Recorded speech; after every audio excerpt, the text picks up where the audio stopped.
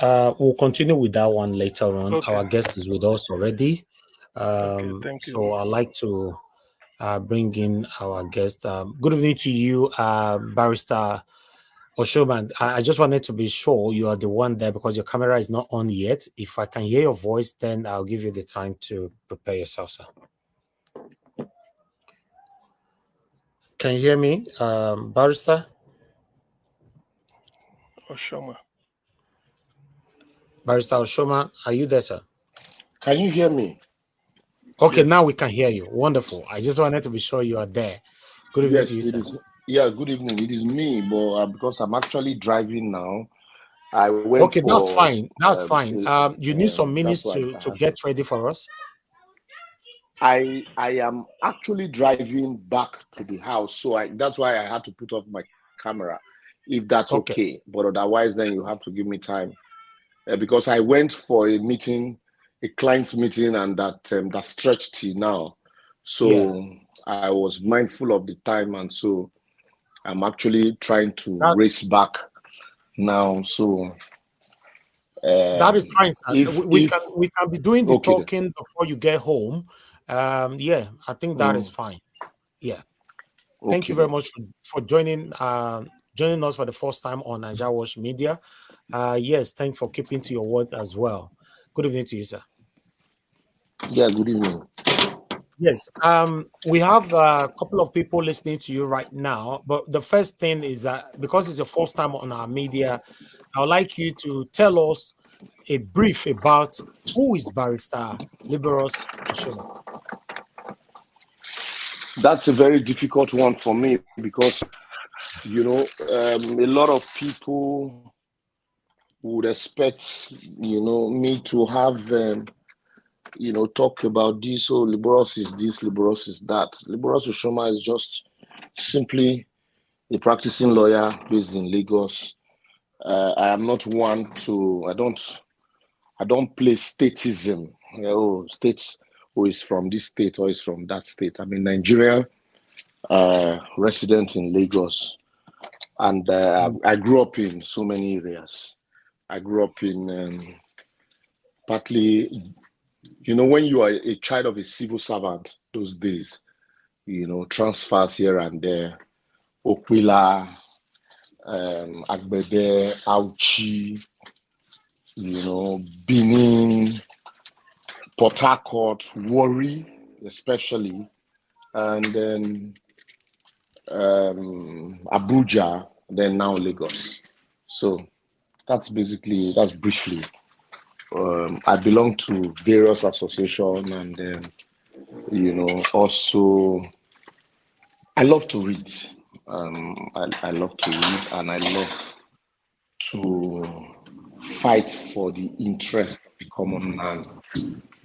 Common man this time around is, how do I put it now, subjective, because even Dangote can become a common man depending on where he finds himself.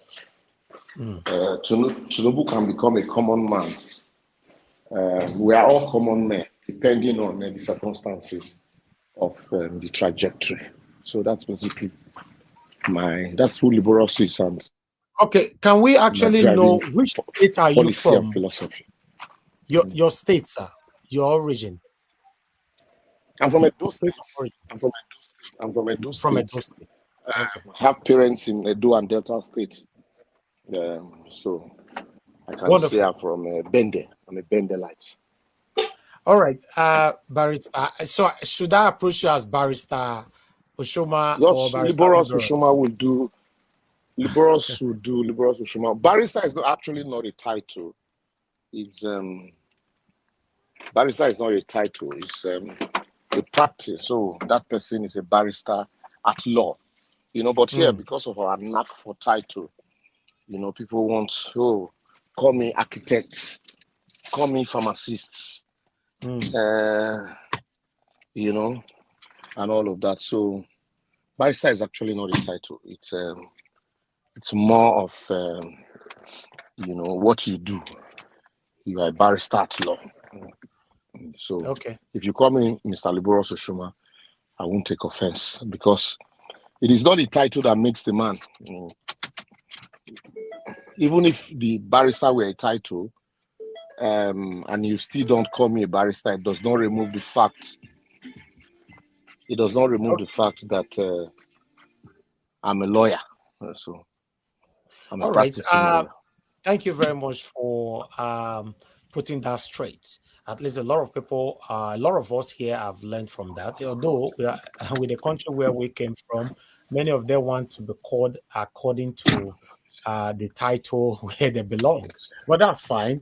But I can say you are loved, because I wanted to know, before we get on with it, why is it that Nigerians, because I can see a couple of platforms, Nigerians are currently singing your praises here and there. Even on our comment section now, I can see everybody is saying, singing your praises already, applauding you for the good work you'll be doing. I want to ask you, sir, how did you manage to win the heart of Nigerians recently?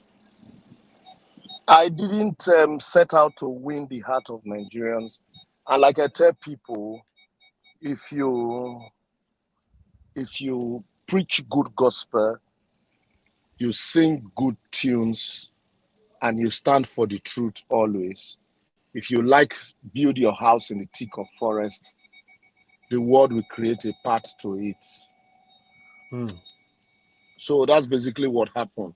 In a country where truth has become so expensive, so where people are looking for truth, when you speak the truth, especially when you are not scared to speak it to power, people will naturally gravitate towards you. And then it is not just about speaking the truth, it is also about putting your money where your mouth is, living the truth. Yeah, living the truth, because there are people who have spoken the truth in times past, and then they are given opportunity to live the truth or act the truth, and then they do the exact opposite of what they once preached. I give you examples. President Tinubu was once in opposition, and I remember at that time, people like Lai Mohammed, we appear on programs together, and they had solution to all the problems of Nigeria, how Nigeria should be better, what should be done.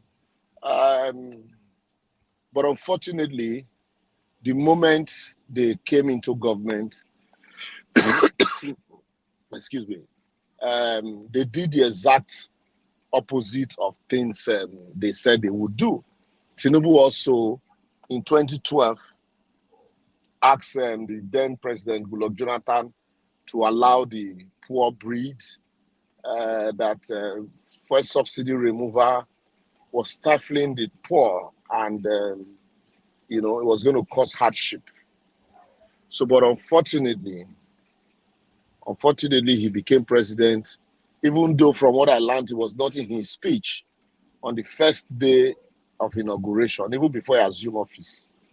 He just yanked off subsidy. He didn't even bother to study it, to understand what it was about, to also leave the tenet of the essence of government, which is the security and welfare of the people. The welfare of the people in the sense that you claim something is ridden with corruption. You, rather than study how to remove corruption from it because it is beneficial to the entire people, considering the fact that you run a mono economy, you just said, you know what, we can't do this. Since we can't clean it, let everybody just suffer the consequences. Okay. So that's what I mean by, also living the truth. So once you live the truth, Nigerians generally would they love the truth. They want to also live it. But unfortunately, the society now makes all of us, no exception, all of us, now look like we are all waiting to commit to do what we criticize. which is quite unfortunate. Very unfortunate, yeah. All right. It is a big pleasure to have you here, sir. I want to thank you once again for granting this interview straight away, and you are here. But we have a lot of panelists here that would like to ask you questions today, because since I told them that you're coming, a lot of them have pen and paper with them. They want to ask you a series of questions concerning the state of the nation. As you and I know, that Nigerian state right now is not pleasing. It's disheartening, and you are one of the front runners that can take us through what is happening.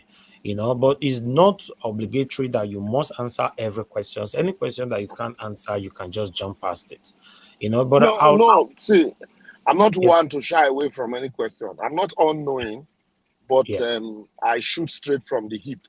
I'm not one to heap all the blame on government.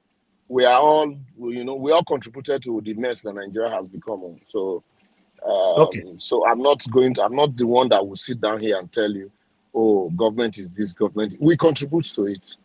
We contributed now, I would like to it. Thank you, sir. Before we move on to my panelists, we're also going to take about 4 or 5 calls later on. We have currently now we have about 500 people watching you, which is still growing across. We have lots of panel. The backstage is full. Everybody want to talk to. Hold on, take our music now. I'm sure you'll get the time to take everybody today. But meanwhile, I'd like you to quickly, the time you put in answering our questions will determine if we can reach out to everybody. It depends on the question also. Exactly. Tinubu 1 year plus in office. What can you say about it?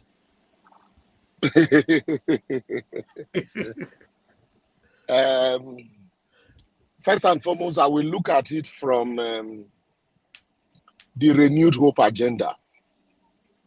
And then, so that I'll give you my reasons for my answer. The renewed hope agenda, really, the first and foremost, you need to have a hope to renew the hope. What is the hope for Nigeria? What are the fundamental objectives and directive principles of state policy that will give hope to the people? Social policies, economic policies, political policies, religious policies, and policies. All of them, if you look at all of them and you sum all of them in one, welfare, security, is this the same Nigeria of those days that a man can park his family inside a 404 vehicle or 504 station wagon and say, let us travel from Lagos to Kaduna by road, road trip? Yes, you can't do that. You can't try it now. No, and now, also, so there is no hope in sight that insecurity is going to abate soon. So what are you now renewing? What are you renewing? Also, hunger, it's one thing. We agree, right from the, like they say in the Bible, like right from the days of time, there's adjustment in prices and the rest, and so so now you can say Nigeria did not just know hunger today, but you find out that because of that insecurity that I talked about and the lack of processing, storage and processing, the fact that farmers cannot go to farm. Secondly, there is scarcity of the basics. So in terms of hunger, what is the hope that you are now renewing? In terms of government policies, you are in UK now. The bureaus are the ones that develop the system from the bottom because all problems are local, so solutions should be local. So in terms of policies, those days growing up, how the local government were viable. But today, local government are just salary paying agencies. And so in terms of infrastructure and policy that would get to the grassroots, it is worse today. So what is the hope that you are renewing? So when you look at all of these indices, and then lastly, government now tells you we are putting policies in place that you would suffer now and you will enjoy later. What are these policies? You say we have removed subsidy on petroleum products. There is no money to subsidize. And also, we need to float the naira. Fantastic policies, but ill-timed, ill-advised. Because if you look at these two policies, the first thing is you are a crude oil producing country. Even though the crude you don't even extract, you have a production sharing formula between you and most of these oil companies that drills the crude. So, and then you have insecurity, pipeline vandalizations, insecurity, and so that also has reduced the quantity of crude that you are able to produce. So, and that, you now have your refineries that are comatose, even though you are paying salaries on them, they are not working. So that means you are going to be dependent on the vagaries of not just your demand and supply, but of a currency that is not within your control, which is, international currency, dollars. So when you now say, oh, look, I'm not going to grant you, subsidy, yet you are not producing it locally. You are going to, you extract the crude, you are going to refine it. And so when you have all of that and you say, oh, look, subsidy is gone, at the end of the day, you're not producing anything that will yield dollars for you to wage whatever consequences that your decision is going to give. So when all of these things happen and there is no hope in sight that in the near future you are going to produce more that will earn you forests, and then you say, don't worry, this policy is best for you. For me, I call it boju economics. And that's why also, if you look at your banking, for example, government is selling federal government bond at 18%. Why would I want to put my money in the bank for people to take loan on? Or why would I want to invest in the real sector when I can just keep my money in government bonds and at the end of the day collect 18%, loan government my money, collect 18%. So the government ends up as the only institution that is able to build or develop anything. So what will now be on ground, for example, in terms of just tightening your bed, tomorrow will be better? What are the indices to show that tomorrow will be better? I just reel out a few for you. There is nothing. So that's the challenge, really. It's not that somebody hates government. But unfortunately, it is people that want to criticize these same policies that are with government, that are helping government to, enhance and push these policies, and criticize those that, dare to, interrogate the policies. So that is the bane of our country. Today, we operate a country you can say is a local government. Nigeria is a local government. The president is a local government chairman. Ministers, councillors, and governors are like head boys.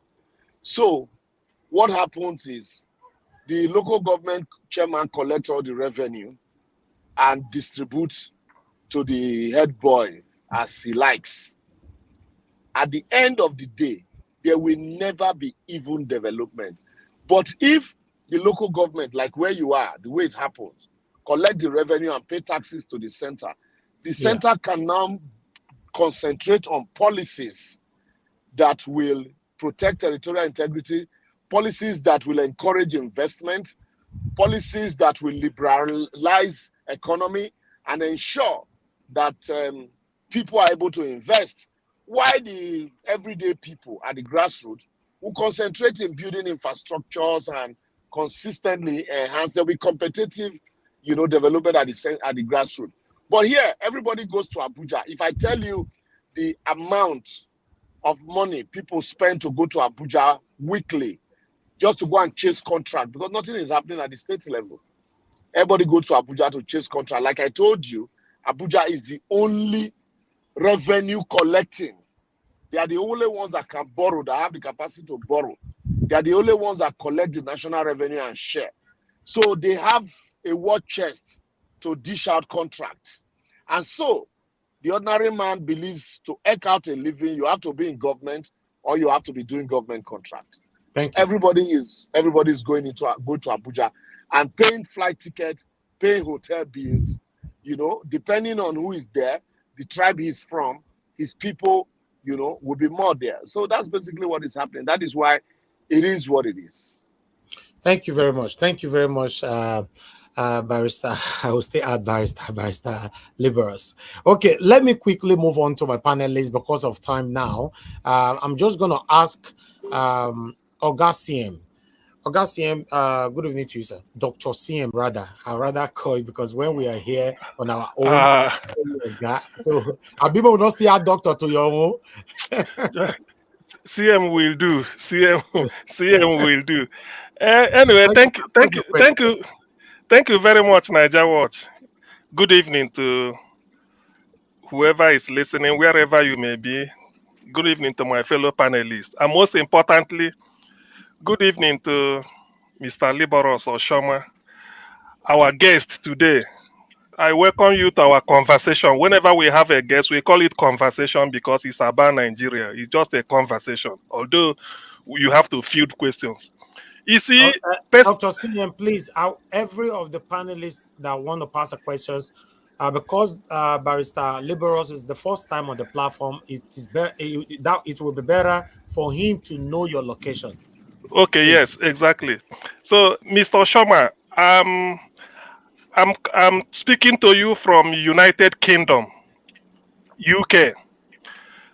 Actually, personally, I've taken note of all the public commentaries you've been making. If you cast your mind back since Deji, but I must say 360, Deji 360, that was the first time I encountered you.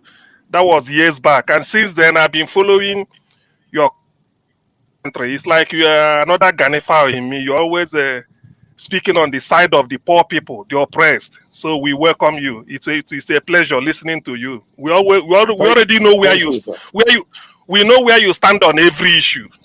You are not on the side of you have never been on the side of the oppressor. You're always arguing for the common man. So we know this.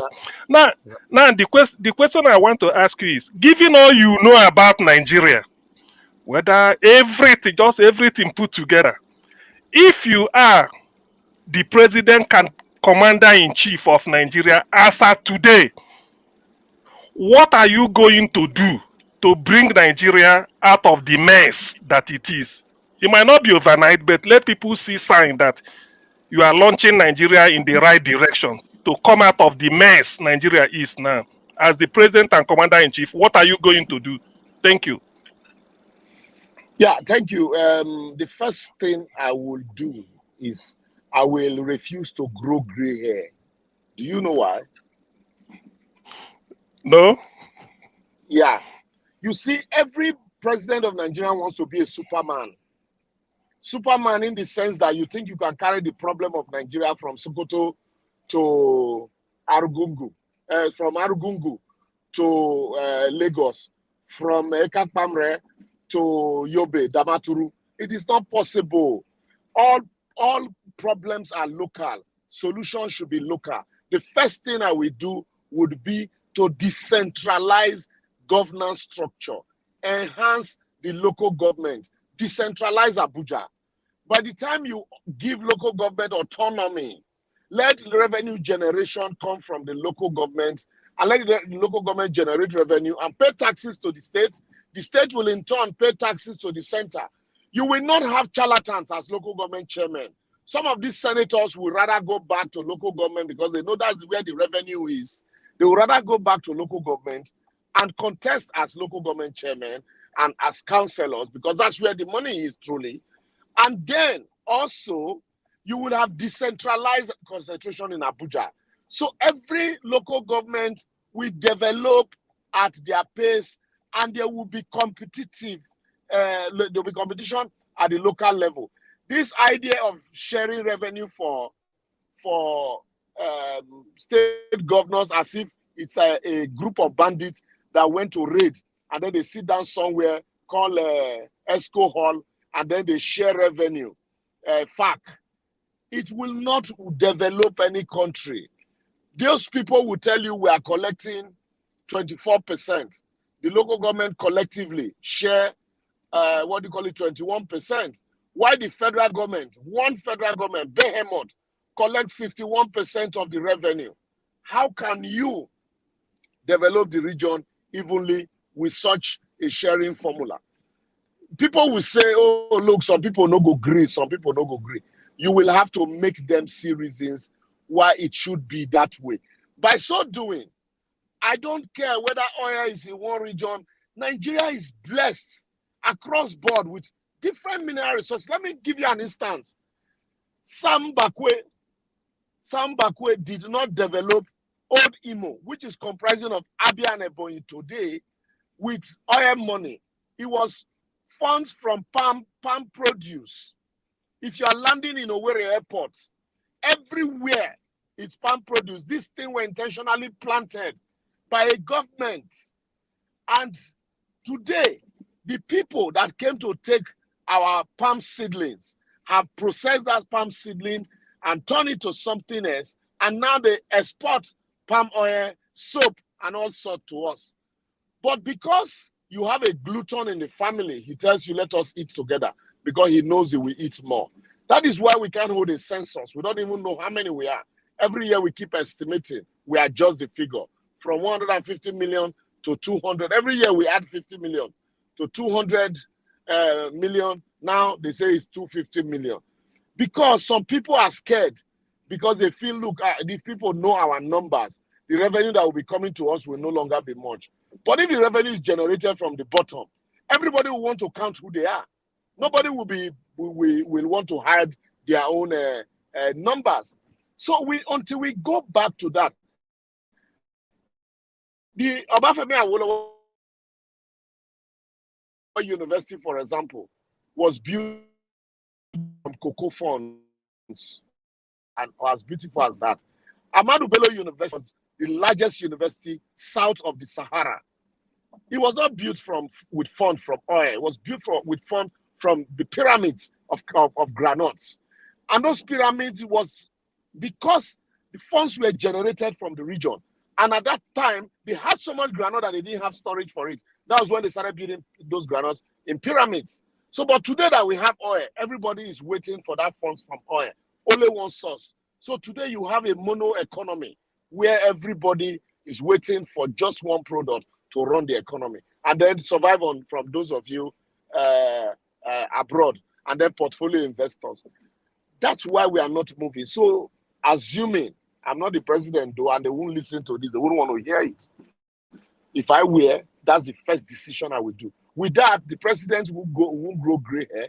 He would have decentralized the problem, and then all he would just be doing is to direct policies, direct national security, and other little things that would bring cohesion and unity.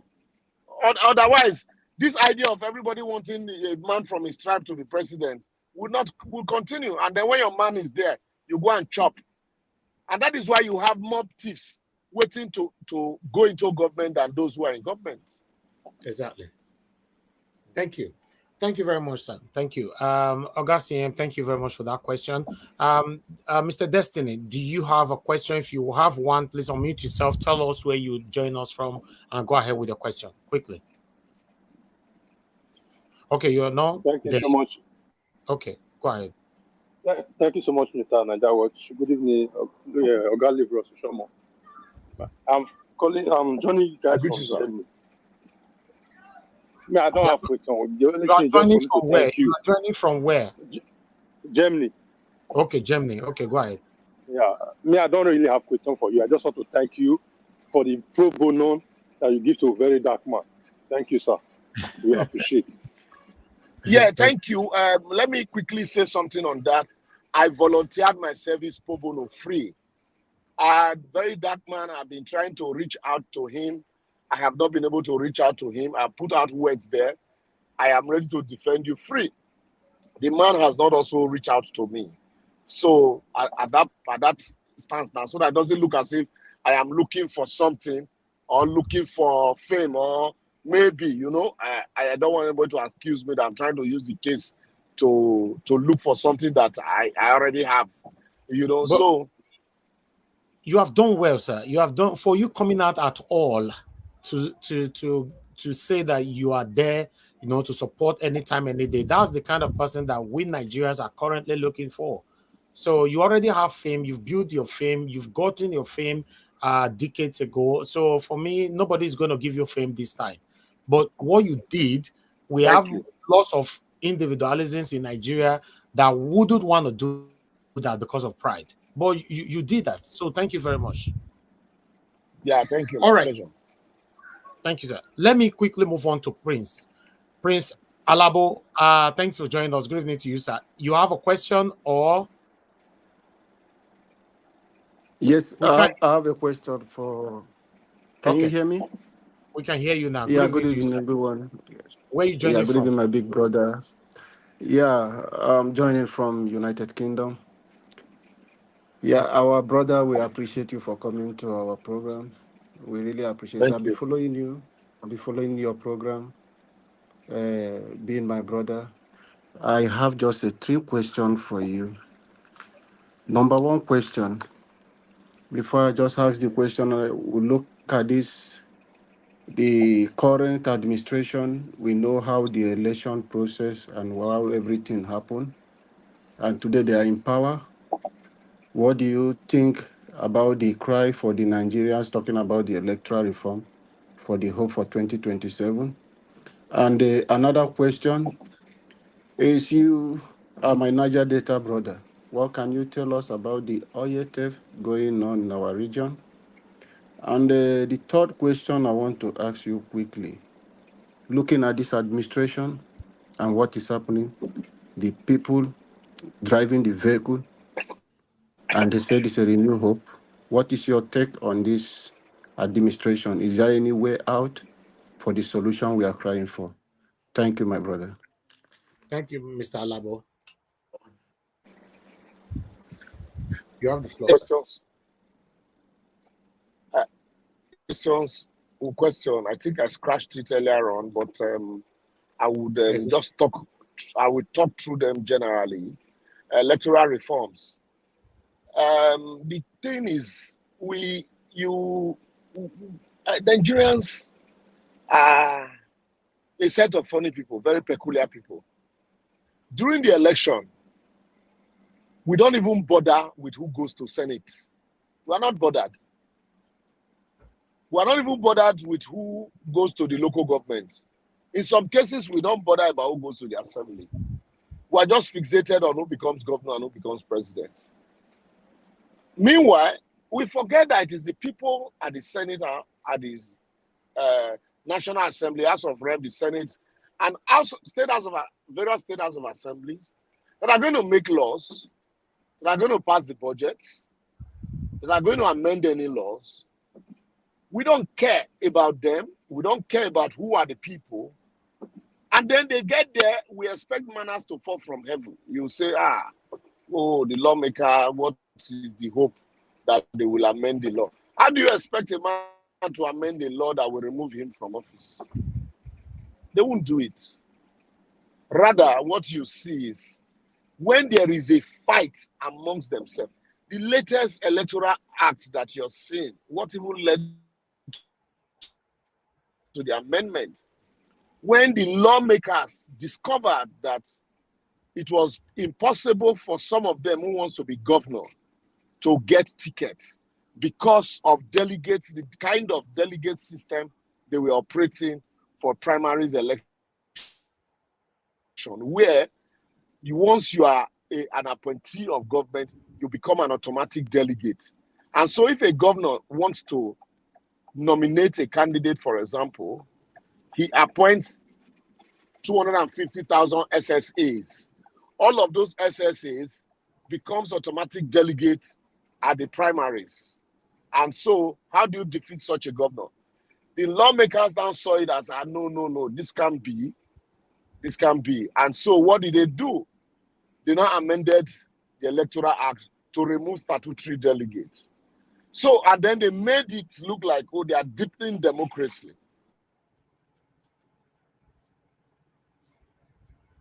The idea of, biometrics and electronic transmission of results. It is a rule in INEC. And then, why they gave INEC the power to transmit election results? Rule 93, I've told people, Rule 93 of the Electoral Act gave INEC the powers to collate manually, manual collation. So even if INEC transmit election results electronically and at the end of the day, it is manual collation that they still did, the rule still allows it. So these are the same people that you didn't bother whether they got, how they got to the assembly, and then you now think they will do your bidding. That is why anytime there is quarrel between the executive and the legislature, go and check, fact check me. It's about money. It's about sharing formula. It has nothing to do with you or me.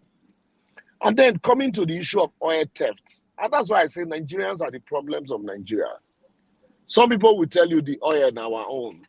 And so even if we take an our thing, we take. That's why if you have a mango tree in your backyard, and that mango tree, you have a mango tree, let's say in Yenegua, it's in your house. And then they say, because by virtue of the laws of the land, any mango tree that you have, you must get license before you pluck that tree.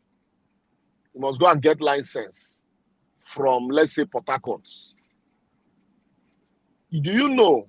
And then you see, afternoon, broad day afternoon, some people will come from Oyo, and they will say, well, they gave them license in Port Harcourt to come and pluck the tree and sell, and then give proceeds to those people in Port Harcourt and then collect their own.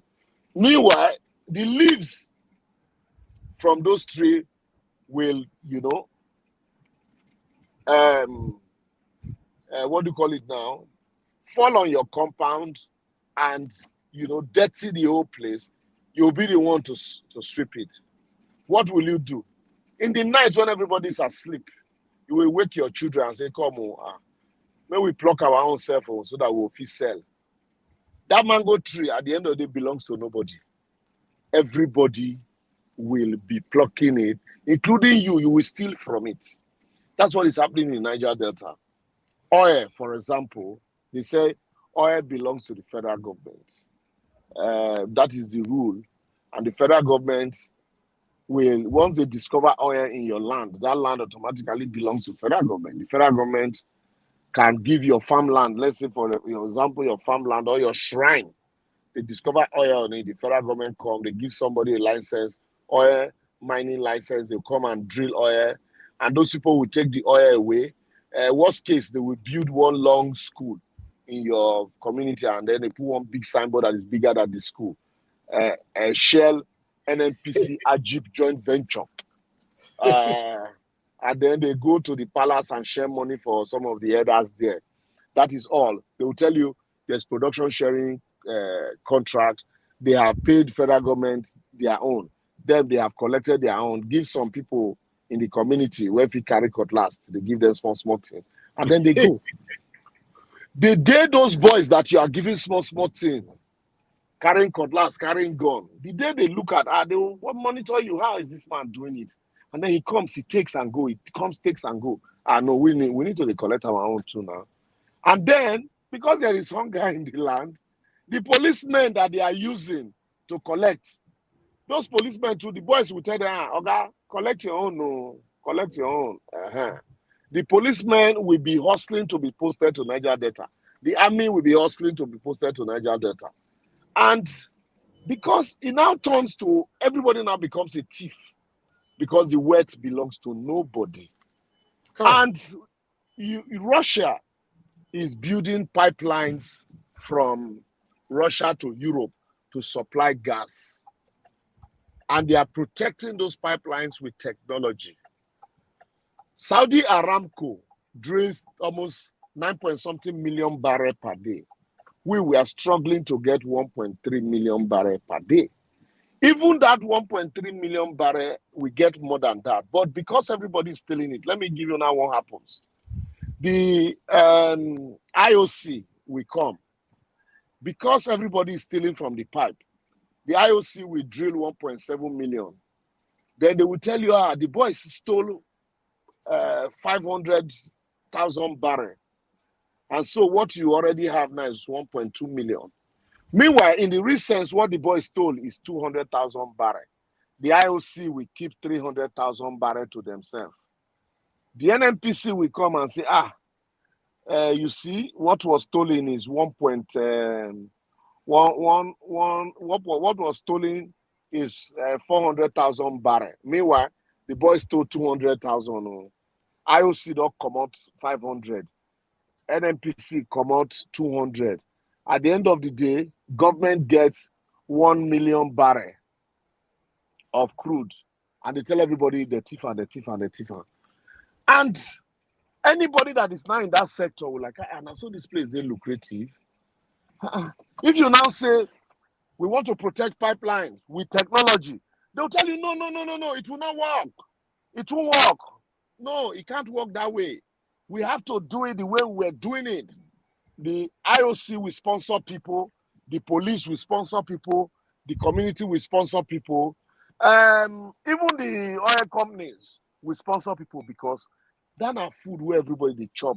They will now come with one very stupid and useless slogan and say, now where person they work now in the chop. That's why it is called workshop. So then that same person, he comes to Lagos, he buys property. He goes to Dubai, he buys property. He goes to London, he buys property. And then he comes back, he comes on air and say, Nigeria is so corrupt. Nigeria is this, Nigeria is that. Election comes, he will sponsor candidates to go there and ensure that status quo is maintained. He gets the contract to continue to invest in pipeline protection or drilling. And then he tells you, and then tomorrow they'll give him chieftaincy title. They'll say, oh, this man is a philanthropist. He's an investor. He's this. And then you check records. You can't really say, this was how this man made this money. This was where he struggled from. This was how he started business. But all you know of him is that one day he just got one government contract and boom, he became a multi-billionaire. That's what is happening in the Niger Delta, that to the extent that people who also were used for election, all those small boys, election come, you buy gun, give them, say, you have to protect me. Once I get there, I will remember you. They protect you. They get there, you forget them, you think now you have arrived. Those boys now will not carry those guns and begin to terrorize everywhere because also they need to eke out a living. And so gradually from 1999 to date, it is getting worse. So, my brother, now we they do ourselves. Nobody they do us. I can give you categorically, I'm saying this now, sorry. One of these government regulatory agency, when they brought a new executive director, and the man said, from now, before now, DPRO, if you come to buy crude from Nigeria, the crude you are buying, nobody measures it here. If you are taking the crude to Poland, they call it output measurement. They will tell you will load the vessel here in Nigeria, in Niger Delta. And then the man who is going to measure it, government agent, who is going to measure it, you, the person that is buying, will pay for his flight ticket to Poland. He will fly to Poland and go and wait for you in the hotel. The vessel go past water. He might stop in France and offload small. Stop in UK and offload small. By the time he gets to Poland, The man, our regulator will come down from the hotel and say, now they want to do output measurement. He don't do hotel, he don't chop, he don't collect extra code of office. When a new executive director came and said, no, now we want to install meter that you don't need to go to Poland, the workers went on strike. Wow. Thank you very much, Barrister Liborous. To be honest, this is a huge revelation. We actually need to cut this particular part, so that it can go viral. Admin, you are listening, please. This part needs to be cut. It needs to go viral because this is a revolution that Nigerians have been asking questions, here and there. We are not sure what is happening in our country. To be honest, we all are just being hopeful. Nigeria will be better someday. How and all that. You're going to get old. You're still being hopeful. Nigeria is going to be better. NAIJA information. Sorry. Why I throw that question out, I spent over 12 years offshore. So I know how these things happen. Before I move into UK, so he just mentioned DPR. That is a key place nobody is looking at. Those people are dangerous. When we are talking about the output, those are the people, they spend their time, they stay in the FPSO. They are the people there where you load out this oil. So those are the people, more the key problem, not just NNPC without this DPR. They are all over every FPSO. So I want our brother Oshoma to do a little check on those people to look at their activity. If I did it, I won't be giving you all this privileged information. I have. Exactly. Yeah. Wow. This, to be honest, this part needs to go viral. So Nigerians, unamata get as it be, and they share bonbon and all those rubbish just like go viral. This important part right now, some of you might not even have interest. Because the things that are supposed to go viral so that we can rescue ourselves out of this modern slavery. We're not let them go viral. That's the problem. But meanwhile, I'd like us to quickly move on. Let me call on the next person on the panel to pass their question. Abdul Malik, thank you very much, sir, for joining us. Where are you joining us from? And if you don't have a questions, just go ahead and say what you want to say, or you can go pass. Yeah, good evening, Mr. NWATCH. Good evening, sir. Good evening, Mr. Oshoma. My question go like, I'm joining you from Czech Republic. My question go like this. Why is it that we have refinery, we cannot refine crude oil? Second is this: how can we fight this corruption in our country so that Nigeria will be better? Thank you very much. Thank you very much. Okay, Mr. Abdul. Let me tell you why. Let me tell you why quickly, because of time. Nigeria is, when you drill, you remove the 445,000 barrels per day meant for local refining, meant for local consumption. You remove it. That product is what NNPC is supposed to be refining and selling for the federal government. So we had 4 refineries, 1 in Warri, 2 in Port Harcourt, 1 in Kaduna. One in Port Harcourt was you have the 60,000 barrel per day capacity. You have the 120,000 barrel per day.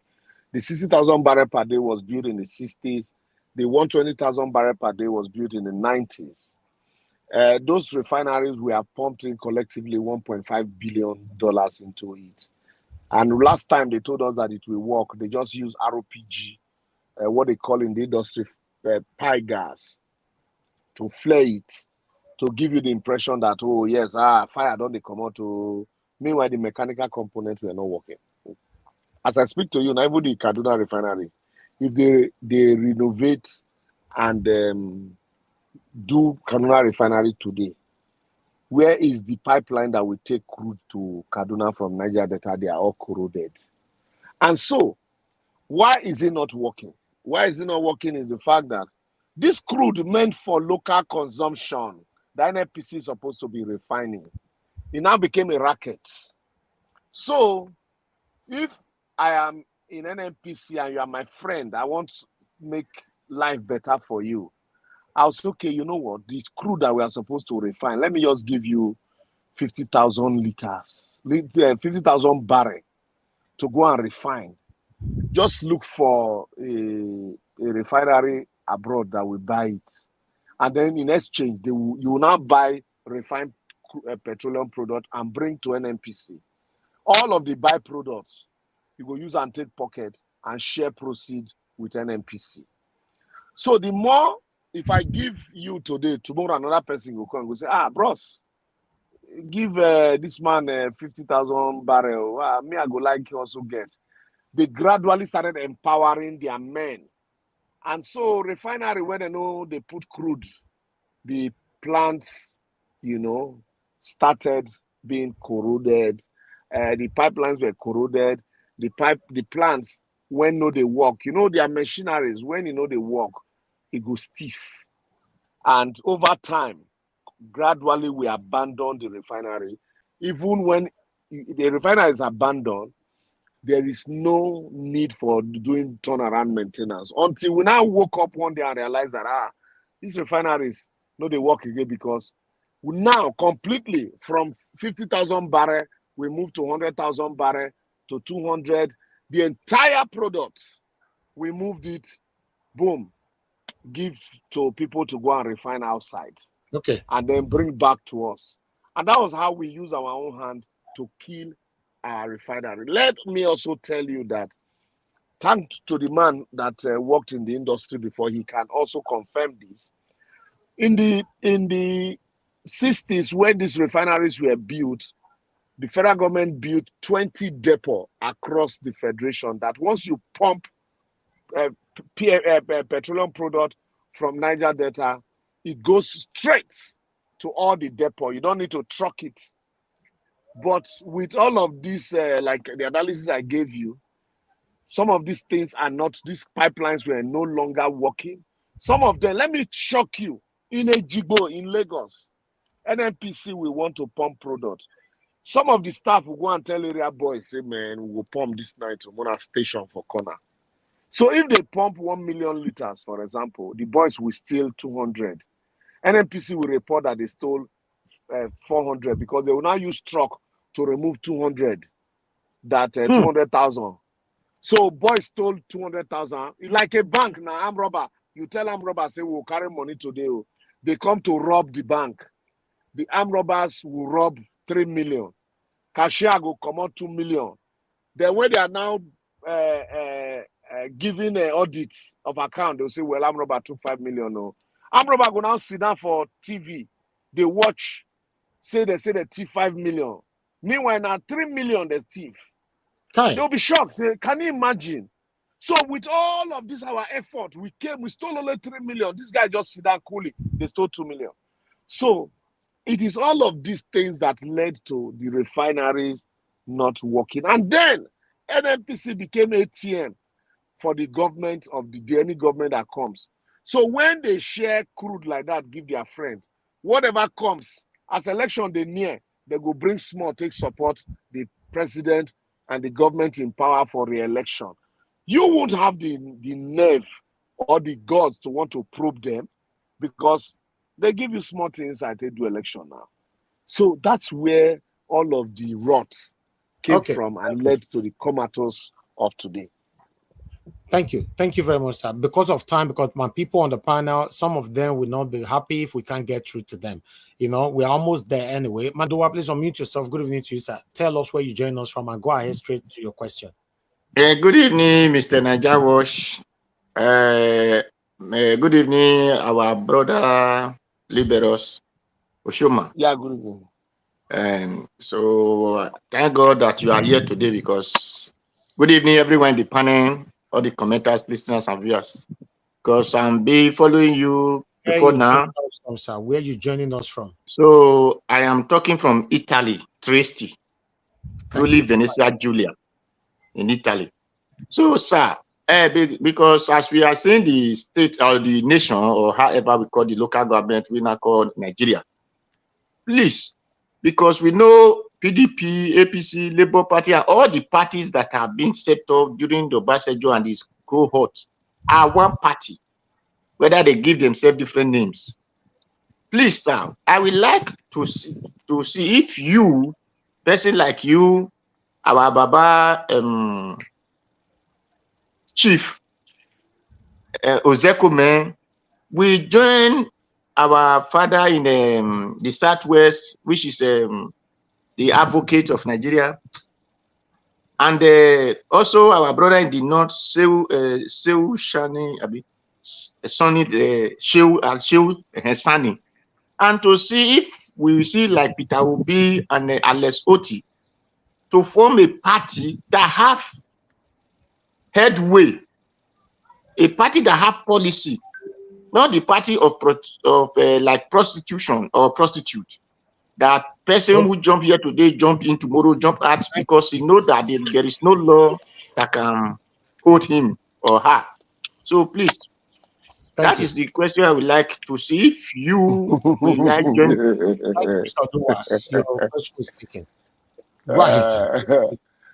You see, another problem that Nigerians have is that we think one man will come, a few people will come and say, they will mount horse and say, hey, we'll clear Nigeria of the mess. And, you know, Nigeria will now be become one country that will be on, that will be a great country. No. Some of us have said, oh, you need a benevolent dictator. Just the same way you have said now. Some people say, oh, when Buhari come, Buhari will do everything and change it. Now, who lose election for Nigeria? And I get luck. Who lose election? See, Dan Agbese once wrote, knowing where to die. If Babangida, for example, when he took over power, if he had died 6 months into office, people today would have been saying, oh, Babangida, to that president, if he had lasted, Nigeria would have been very great. If Buhari didn't come back for a second term, by today would have been saying, oh, Buhari, if only Buhari has ruled this country. Nigeria, that man was... See, look, let me tell you, in Nigeria, there are no sense. What you need, we all need to be individual sense, and we need to all add our voice and say, we need all to have a structure that will make us not focus on in one direction. The man in Abia, you called Alex Oti. I did a study recently. The man, a lot of people in Abia will not also agree to this, your assertions. You called Obasanjo, you say Baba in the West. I don't know if it's the one you're talking about. No, not Obasanjo, the advocate. Falana. Femi Falana. Yes. Okay, see, let me tell you, Baba, what we need in Nigeria really is not for some heroes who will clean the entire Nigeria. It is not possible because our mindset is different. What we need are heroes who will clean each local government. By the time my local government is working, you also will want your own to work. All of this, let me tell you, some of these people who are at the center, at the Senate, they can do what they are doing in the Senate because they are far from the people they represent. Do you know if they were local government chairman, they will not dare it. They will not try some of the things they are doing because the people will march to them. The people will revolt and say, no, this can't happen. Because government will be close to you. You don't need Falana, you don't need Liborous Oshoma, you don't need, Shehu Sani to go to the... Shehu Sani was in Senate. Didn't they push him out? In fact, the moment you are suspended as a senator, if, for example, now, I remember I had a meeting, a committee sitting at the Senate. I took a petition there. And while I was talking, one of the committee members told me, say, look, lawyer, you are not on television. Oh, this is this thing, committee. You are not on TV. So please. At the end of the day, we finished. They said it would be a win-win situation. And there we hear the matter reach. If you are a senator, for example, I go to the Senate, I now want to do Nami Sabi pass. This is what is happening. This. Once I am suspended, My opponent who lost the election will come to my constituency and say, you see, you people don't have a representative. When they say elect a politician, you went and elected an activist. Now he has gone there, he has been suspended. Everything that is supposed to come to this senatorial zone is no more coming because the man is reckless, he's been suspended. And then there'll be no money to share to my people. Tomorrow they're not going to vote for me. They'll say, that man, they suspended. Sorry, sir. I have to quickly come in on this topic. Do you think if Peter Obi was allowed to rule, he wouldn't have been able to fix Nigeria? Nada. Not be this Nigeria when I do. Not be this Nigeria when I do. Where he won't start from? He would have removed subsidy. I just told you just now that somebody came and said, let us meter our platform where they take crude from. The workers revolt. They went on strike. Where he won't start from? By that time, they will say, hey, then that is when the Yoruba man will remember that it is Igbo. That's when the Hausa man will remember that it is Igbo. That is when some of his people will say, no, come on. We send you there, make you better our life. The problem, not be you create them, not be you go repair. Wasn't Peter Obi a governor in Anambra? Was he not impeached by his own people? Why was he? Nigerians are not sent. Because the food is concentrated in one place. Everybody's eye is there. Let me give you an instance. If you have a party of 2,000 people and you have one service point and 36 tray, there will be rowdiness at the service points. And there's going to be confusion. If you like kill 11 cows, some people don't go see food eat. But if you decentralize service points, you have 36 service points. All of them, they cook their own food and they serve from there. Everybody go eat. Some people go thief, carry, go house. That is where the problem is. We think that one person can come and save the problem of 250 million people. Sir, before we call in the next person, I would like to quickly put this question to tally with what you've answered already. So how do we know the right person that can rescue us in this country? Stop looking at one person. Local government elections will come. We go say no consign us, we will not vote. We will abandon it. You think that one president will come, that the head will come and change everything? No. If local government election comes, let us rally around the right people at the local government level that can face a governor and tell the governor, no, you will not go fit try this thing. So that with that, power will reside with the people. The House of Assembly election comes, we participate more. By that time, even if we de-emphasize the presidency, all of these people that we have put in place will be able to challenge the president. If you get Senate, imagine that Senate election come and we say, no, we won't vote PDP, we won't vote APC. We're going to look for credible people across party line. And those people get there. Do you think the eyes will always be habit on anything that concerns the president? Do you think Akpabio will become Senate president? No, but sir, because to be honest, if we continue like this, we might spend more time today. What about the people? No, I have to leave you now. I have to leave you soon. I have other meeting because you gave me 7 to 8. I've overshot the time that you gave me now. Exactly, sir. Let me quickly ask you this question before I go to the last 3 on the panel. Now, no, please. I don't have time for 3 more questions. Just one question, please. Okay, I need to leave here. I need to leave here maximum 8:30, please. Okay, that's fine. But please take. Well, you told me 1 hour. Exactly. Take short time to answer this, sir. What about the people you will vote for? And when they get there as a senator or a rep, and they now end up decamping to one of these satanic parties? No, it is not the party that is satanic. It is not the party that is satanic.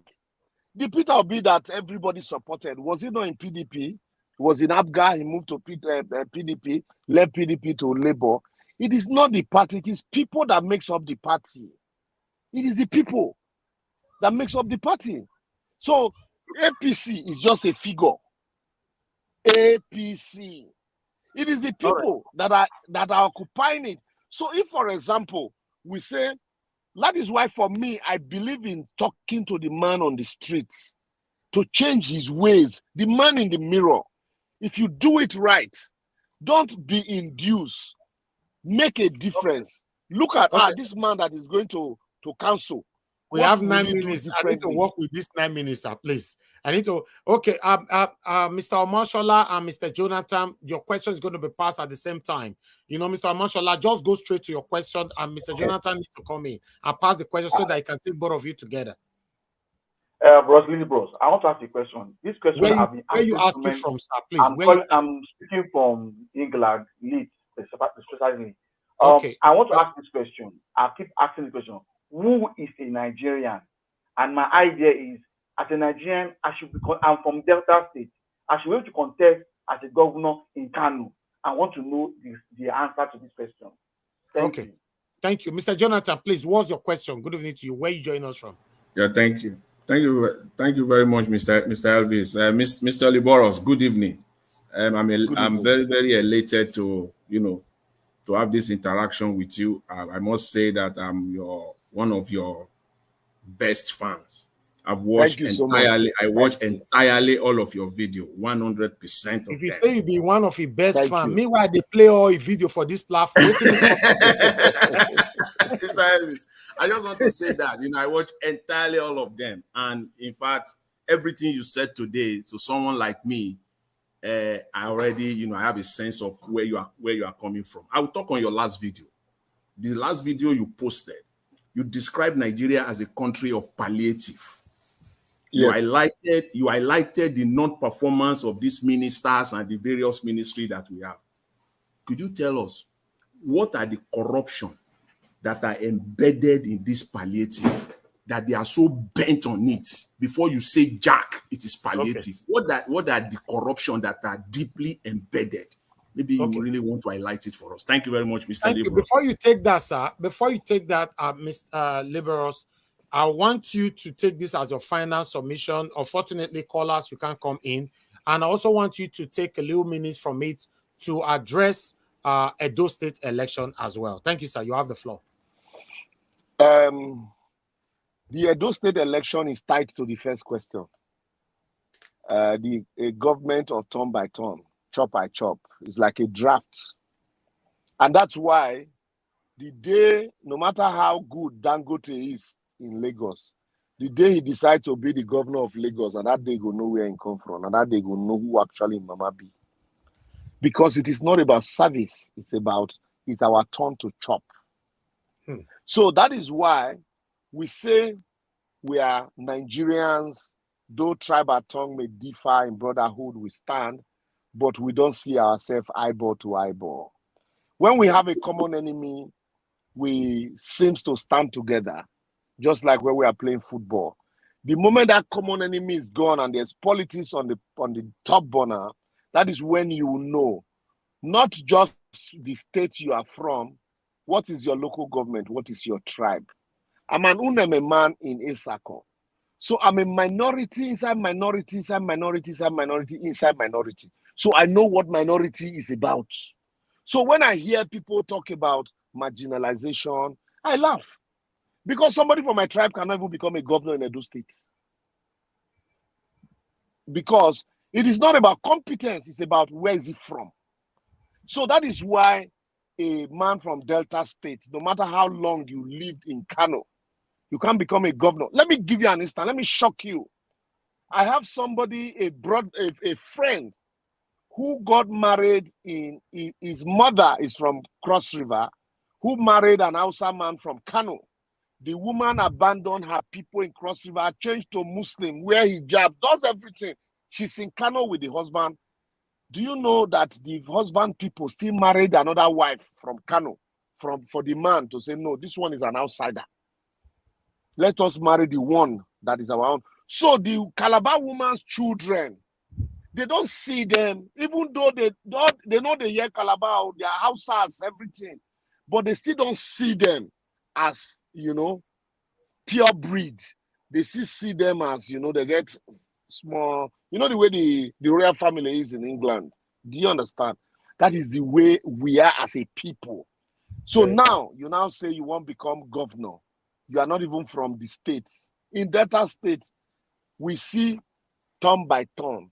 Oh, it was Uroboman that ruled last time. Oh, now it is the turn of Delta Central. So Delta Central is Urobo. The other minority. So okay, now it's a Shekiri. After Shekiri has ruled, now it should go to Delta North. No, now Anagboman took it. Asabaman can no longer take it. Let it come back to Delta Central. So it's a ping pong thing. Even though we say it gives a sense of belonging, but we are taking it beyond just sense of belonging. And then on the issue of palliative, what is the business? Like I asked in that video, what is the business of local, of a federal government with palliative, sharing palliative? All of us will not want to eat rice at the same time. So if we have local governance, if it is in Benue, for example, they know, okay, our people eat pounded yam. No, so if we're sharing palliative to our people, it will be yams that they will like. But because the federal government collects a chunk of the revenue, so when there is hunger, and it is the federal government's policy that caused all these things, the backlash goes to the federal government. The federal government now says, okay, how do we cushion this effect so that how do we push the responsibility? There's okay, we release 20 trucks of rice per state. 20 truck cannot take care of one local government in Nigeria, not talk of the entire state. And what do the state governors do? Like I told you, we are all accomplices in this thing. The state governors, if there's a, it's a party thing, they will take a bag and now give the impression that now my party, they share them. We have not seen anything coming from the federal government. Edo, for example, has in the last 1 year has received about 241 billion naira as allocation, revenue sharing. Why do you need to begin to receive revenue sharing? Why can't you generate the revenue and then pay taxes? So when you have all of that, people are going to play politics, both at the local level. They keep hunger as a tool. The hunger becomes a tool that they use to fight election, because election in Nigeria is not about the people, and the people don't know. And that's why we are fixated on the governor and the president, and not at the local government councillors, local government chairmen, the House of Assembly members, House of Rep and Senate, that we make laws that we checkmate the excesses of the executive. And now coming to the Edo State election. Last time they say, oh, this time Edo not Nai rule before. Now let the position come to Benin. And like I always ask people, Obasanjo was president of this country. What good did Obasanjo's presidency do to the average Otaman? What good did Jonathan's good do to the average Otuoke man? As I speak to you now, the road from Mbiama Junction into Yenegua is not good. Not to talk of the one to Otuoke. But they had a president not too long ago. Water, erosion. I've been what they call them. River Niger overflow his bank because they have not dredged it for a long time. And the water carried Jonathan's house. He was a president. Today, what good did Buhari's presidency stop banditry in Katsina? Abi Jonathan's Tinubu's presidency come out area boys for Oshun, Abi for Lagos.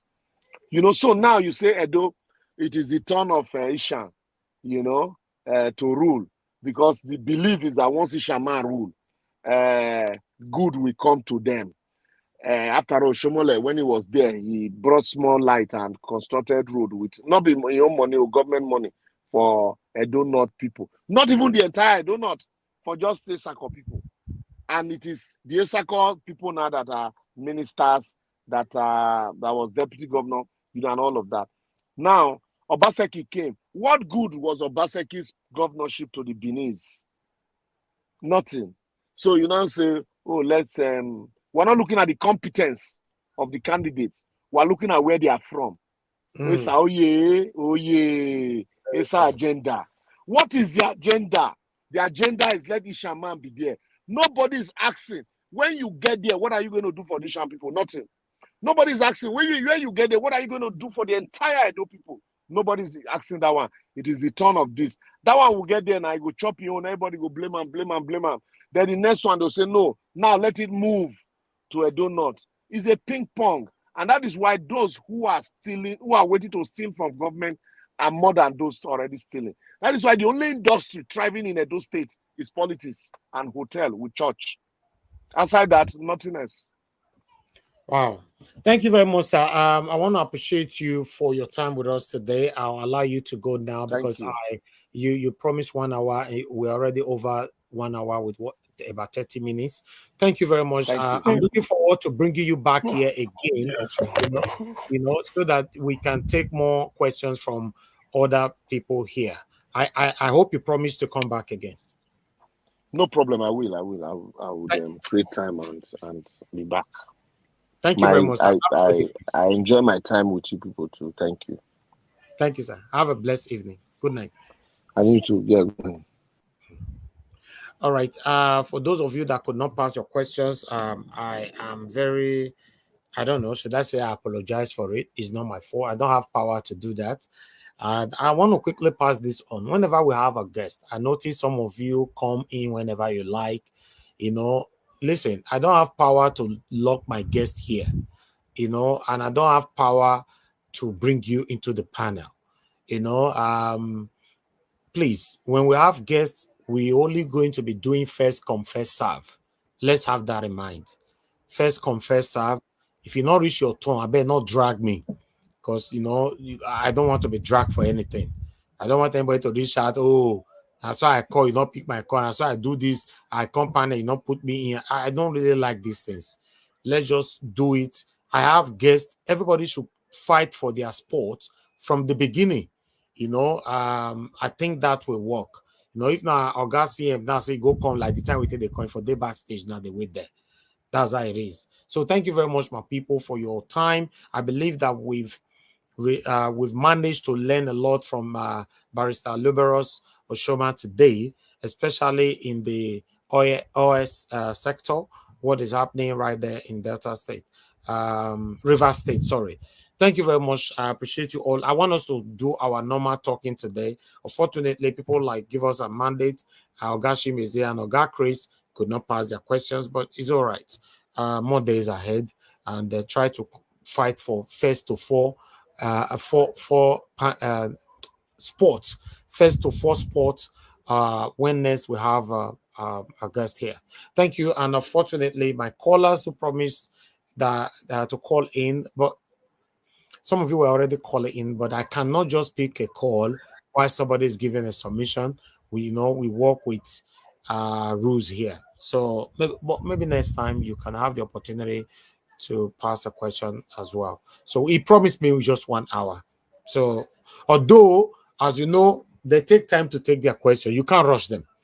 Inside that 1 hour, I guess it take like 8 minutes, 4 minutes, 6 minutes to answer some questions here.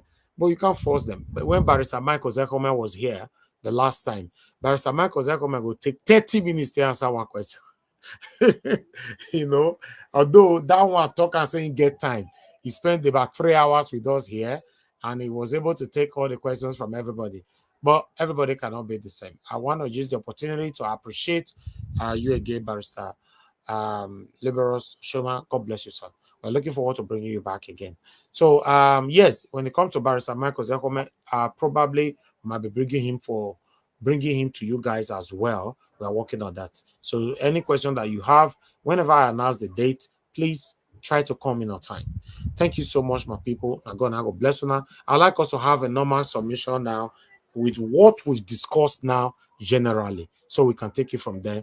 Oga CM, do you have time with us this evening? Because I'm going to give you the power to moderate this last session if you are with us. Okay, yes, NAIJA. Just before you moderate, before you moderate, I sent you a link. Are you able to play the video before you leave so that people can see? Okay. What's the link all about? You can check it. I mean, just. I hope they were not fighting, because I can see. Okay, it's a question, right? There's no violence. No, that's why it's nothing. Nothing. Okay, Nothing like violence. Okay, let me quickly play this. Although I don't know the content, since you say I should trust you with it, let me play it. Because it looks like they're interviewing a man. I guess it's that one, right? Okay, let me put this here. Guys, help us to press on the like button. You know, somebody should press on the dollar sign and buy me a coffee. I would really appreciate that. You know, person here they talk since morning. You know, press on the on the dollar sign. Always encourage our work here. You know, some of you think it's just easy. We are doing this from afar. Yes, okay, thank you very much. Somebody don't buy me coffee. Kiss the Geraki, God bless you. Thank you very much. You know, I appreciate this. My pocket never run dry. Thank you very much, Michael Renemaro. God bless you, sir. Thanks for the coffee. God bless you. I really do appreciate this. My pocket never run dry.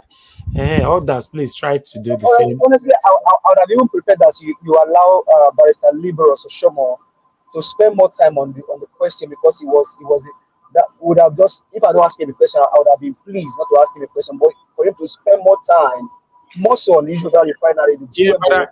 But I hope many people will have this same perception like you, because now me the day side, people go accuse me later, if not be private message or through email or directly here.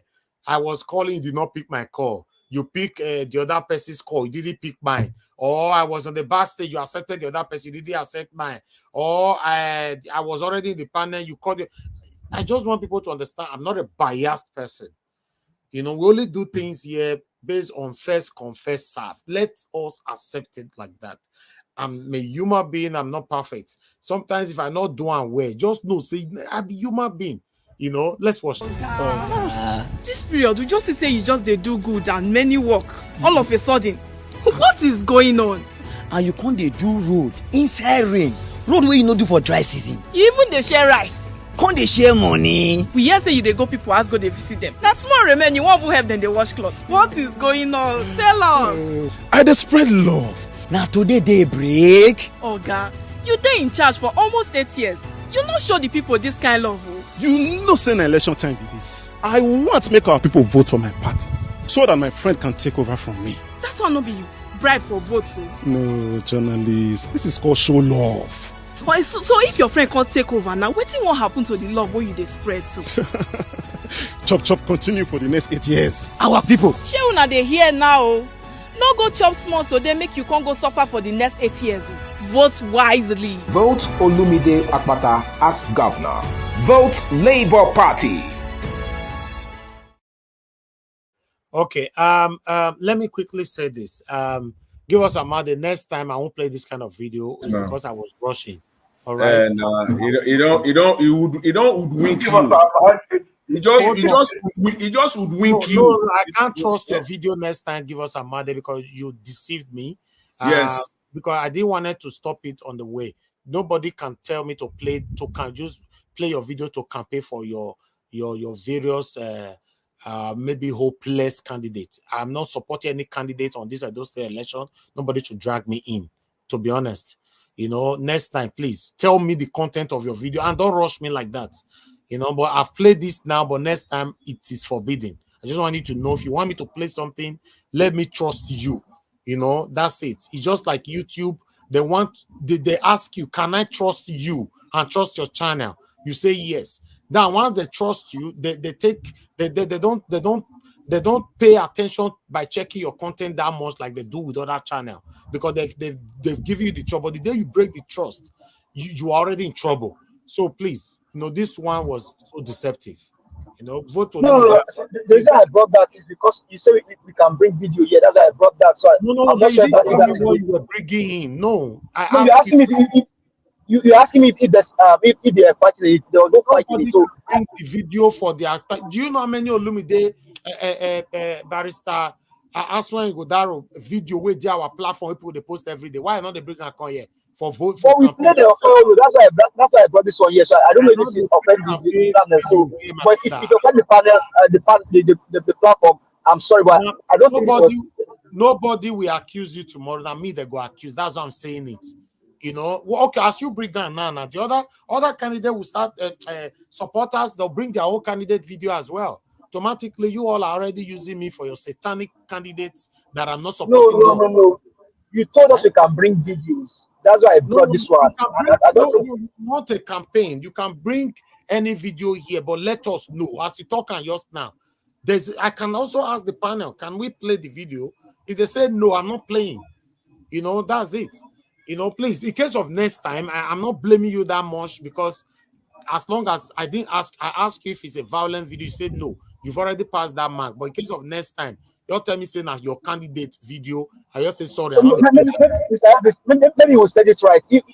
Tell us kind of video we can bring, so that way I won't look like I'm video to me. But as long as this one is vote Olumide Akpata, I don't think it worth holding our time for.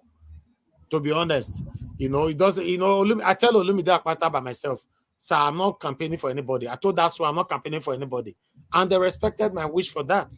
And I want you guys to do your job. Wait till you hear for that video. You can use man to talk now. You know, if a funny video, I go bring her come. It's just like I bring APC man come yesterday or day before yesterday, because na funny video. I bring Olumide Akpata video come the other the way they dance. Now funny video. But when it comes to say vote for Olumide, let's get the record right, so that way you won't look like maybe somebody. I can't be repeating myself now. I'm not be with the toxins. It's already set. Not send any video where they take the campaign for your candidate to me make I post. If now when they rally, of course I'll post. That's a different thing. All those, and apart from that, do you know that the most difficult and most annoying video I can ever play on my platform is from Olumide Akpata? I've complained to him already. All his satanic media handlers that they put copyright for all their videos. For Olumide Akpata videos. I don't complain personally to Olumide. I don't know what they are doing. How can you put a copyright on a campaign video, for Christ's sake, if you guys are not fighting for your selfish interest? Do you know the video that I play on Olumide by myself where you say I'm back now 3 days ago? Now what shall be 2 days ago? I played it here. They also gave me copyright on it. I firstly complained for you, say only Olumide, people, all his handlers, waiting they worry you. You want your candidate to go far, and a video now they put copyright. That means you don't want no platform to play. That means you are the problem of Olumide Akpata. I wish I know his satanic media handlers. I go curse you, because you guys are satanic by putting it. Or don't you know the meaning of a copyright? How can you do a short video of 30 seconds? You put copyright. In case any money they made on that platform will come to your platform, are you campaigning? This one, the same thing some people were doing the time we were campaigning for Peter Obi. Oga CM can testify to this, because I talk on for here. All those social videos I was playing for Peter Obi mostly, people were putting copyright on it. How can you say you are campaigning for somebody, for Christ, you put copyright? It's supposed to be for public use. Thank you very much, my people. CM, you have the floor. Thank you, sir. Okay. Thank you, NWATCH. At least forget about campaign. Olumide should know that those people putting copyright are not doing him a favor, and they hate it because they are trying to make money off the back of Olumide when Olumide didn't know. So that is like a fraud. Exactly. He was shocked when I told him. Exactly. So you see, that's what they tell me. So I said yes, sir. Yes, this is not. I don't want to play politics with it. It's bad. Because what it means is that Olumide is just there. They are using him as an article to make money and demand. And not that the money they make, they will say this money goes into Olumide campaign fund. They won't bring it in. If they will bring the money in, well, fair and good, but they will take it and then be anyway. You've handled that. So, fellow panelists, you've all listened to, for those that are, sorry, I know some of us came late, but for those that have been here before, you've listened to what Liborous Oshoma said. In fact, from what I know is that this Liborous is not even, he's talking like one of us. That's just the thing. I think I wish we were having him weekly, or if for some of the inside information of how rotten Nigeria is. Some of the things he's saying, I didn't even know it happens that way, but he's talking, so a man of his stature and caliber. I know he's talking. Yes, please. I know he's talking from a very practical knowledge. Yeah. Sorry. Who's when he was asked to introduce himself, he killed me directly. he said things that are always the people. Yeah, Nigeria was asking, where is he from? He said he's a Nigerian. That's the reason why I asked that question. Who is a Nigerian? You have different tribes in the Nigerian military. You will not come and tell, I don't know if that's what they're doing now. They're not meant to say, I'm from Lagos, I'm from Oyo State. You are a Nigerian. That should come first. And if that comes first, things will work. There are many things that we Nigerians like.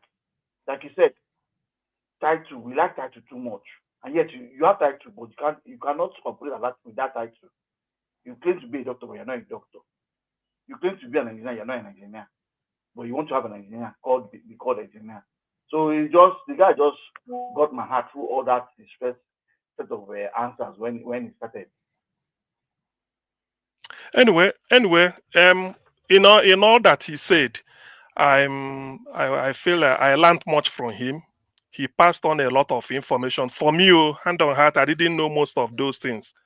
I did, or even if I do, it just at the periphery. But he went down. Imagine the way they lift oil, the way they steal oil, and all those things. So that sort of made me to listen attentively to him. But one thing I would have loved. Let me quickly pass this announcement. Sorry, sir. Mr. Paul Idubisi, I know you're on the backstage. That's why I removed myself from the screen so that some of you can occupy the screen. But I'm on the backstage as well. So even though you're on the backstage, don't worry. When it gets to the last person, I'll bring you in. I don't want anybody thinks I deliberately leave you there. No space for the panel. I'm going to remove myself now to bring Mr. Oduwa in now. Thank you, sir. Go ahead. Thank you, Augustin. Okay, so let me quickly finish this within a minute. So one thing I would have loved him, because the first question I asked him, he kind of said what he will do is to decentralize government down to local government level, which is good. And he explained how it will work and how it will help Nigeria to grow. I agree. You see, the only thing I wanted to let him know, because in the course of answering questions, I wanted to ask him, following the question NAIJA asked him, what if P2B had gotten in? He said no. Now, what I wanted to ask him was, P2B was running, said, I'm running to reduce the power of the president. He said it. Said, I want to not to acquire the power we have as president. I want to reduce it, give it down to this. So that is, I wanted to chip that in, but he's not here anymore. I wanted to see whether he remembered it. And to me, that is what should be done. The center should be decentralized so that the local people should have their way, and then they can develop from there. But let me not waste time. So I will go from me to Omashola, then to Madam Patricia, come down to Jonathan Kingsley, then give us our mandate, then Prince Alabo, down to Chris Dublin, Abdul Malik, and then end with Odua for now, the way it's in the screen. So, gentlemen, can we do maybe 4 minutes? If there is time, we go around again. It's just a review. It's not really, we are not addressed, just a review of what we had. So, Omashola, let's do 4 minutes. Then we come back if there are more time and people coming in. Just a review of what you hear, and then I want to believe by Lugos still maybe listening to us on the sideline concerning very dark man. I would suggest that he's always with him, because very dark man is somehow bringing out the bad part of Nigerians to show us how terrible we could be with what we do. Right now, is that fake pastor in Delta State. I've already known I've known him to be a fake pastor ever since while he was building his church in Waride, claiming buying large acres of land and not developing people and deceiving people there. For that question I asked concerning who is a Nigerian,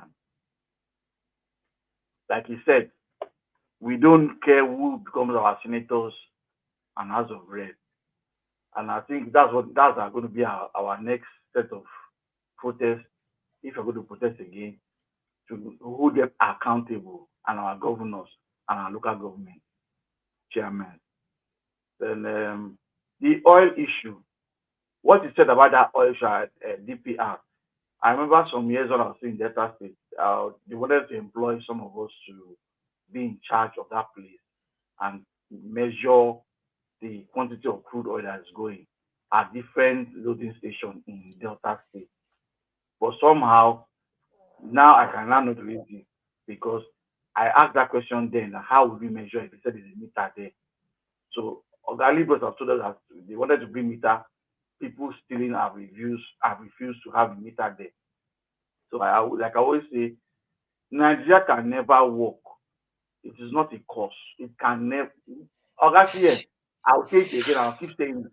Nigeria can never work. Oga Liborous has told us. He has said it left and right. Even if Obi gets there, he cannot do anything. Nigeria will never ever work until people that were benefiting get them out, because somebody is benefiting at different points. Not only the president, at different points. Just to check under the oil sector, so many people are benefiting, and all he said about the oil sector, I have heard it before, so it's not news to me. That's why I keep saying Nigeria will not work because somebody is benefiting. When you ask him the question, if it were to be a Nigerian president today, what would he do? I must tell you, if I were to be in the Nigerian army, the best thing is to do a coup and get rid of all these people and put new people and change the constitution. If it's going to be 6 months or 4 months, do a new election. That's the only way for Nigeria. If we think 2027, you get election, you will get the worst election you can ever think of. Because Oga Liborous have told us those benefiting are the ones foiling the elections. They are the ones making things impossible for us. So Nigeria will not work until we get somebody. And they say it's not one man that will do it. But if you can get maybe three crazy military men, which is not possible right now, because they are also benefiting. The top officers are benefiting. That's why Boko Haram is still there.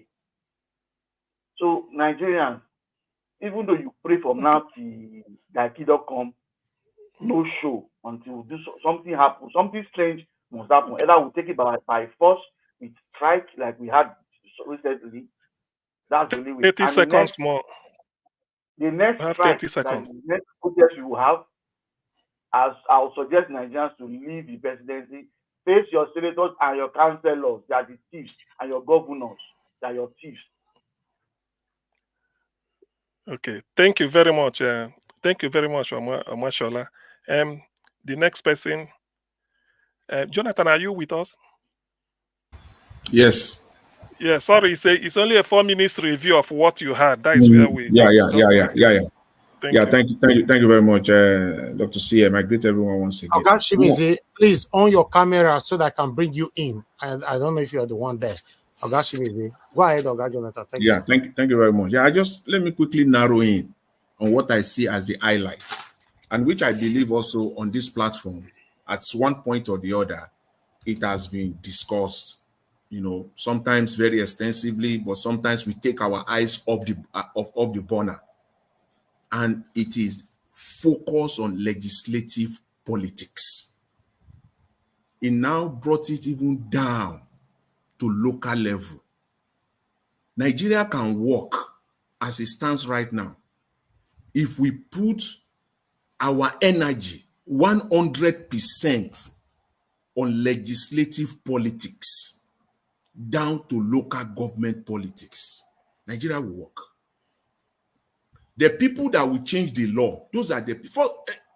Second of all, it is even cheaper to litigate.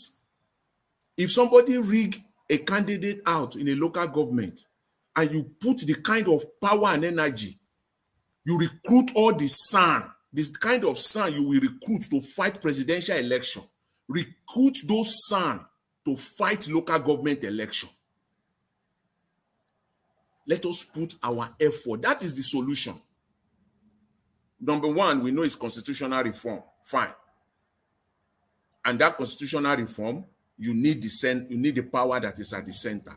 But we also have the people power, which is to focus on, if legislators, the senators and the House of Rep, if they are the right people that are there, they will turn Nigeria around. They will checkmate the executive. It is not that, but these are the kind of people that they will not blink. These are the kind of people, but you will always see the bad ones, but those bad ones will not be the majority. All we need to do, Nigerians, de-emphasize the presidency, make it useless and irrelevant, even with all the powers that the Constitution gives to the center. The focus is on the that is you turn it around and turn it to a parliamentary kind of a system, whether they like it or not. Can you imagine now if the opposition has majority in the Senate? Do you think it will be rubber stamp Senate or rubber stamp House of Rep? It will not be. If the likes of Oshoma, these are the people, we should not be calling Oshoma to go and be a minister. We should not be calling the likes of Oshoma, like-minded people like him. Many of them across the length and breadth of Nigeria. We should not be calling them to go and be governor. We should not be calling them to go and vie for the position in one political party. They should go for the position of a senator or a house rep. Those are the people. That is where it is. If the Senate now can force Tinubu to act, 1 minute the House more. of Rep, the House of Rep can, if we have the right people, if they are not this satanic and wicked set of people, only one sitting, they will send him the clear-cut message, and he will act. They have the power of impeachment. They will impeach him. They have the power. If any judiciary want to do any rubbish, they also have the power to put legislation in place that will threaten those judiciary as well. That is where the power of the people lies. It is in the hand because they are representing the people. The president is one man. These are a group of almost 500 people.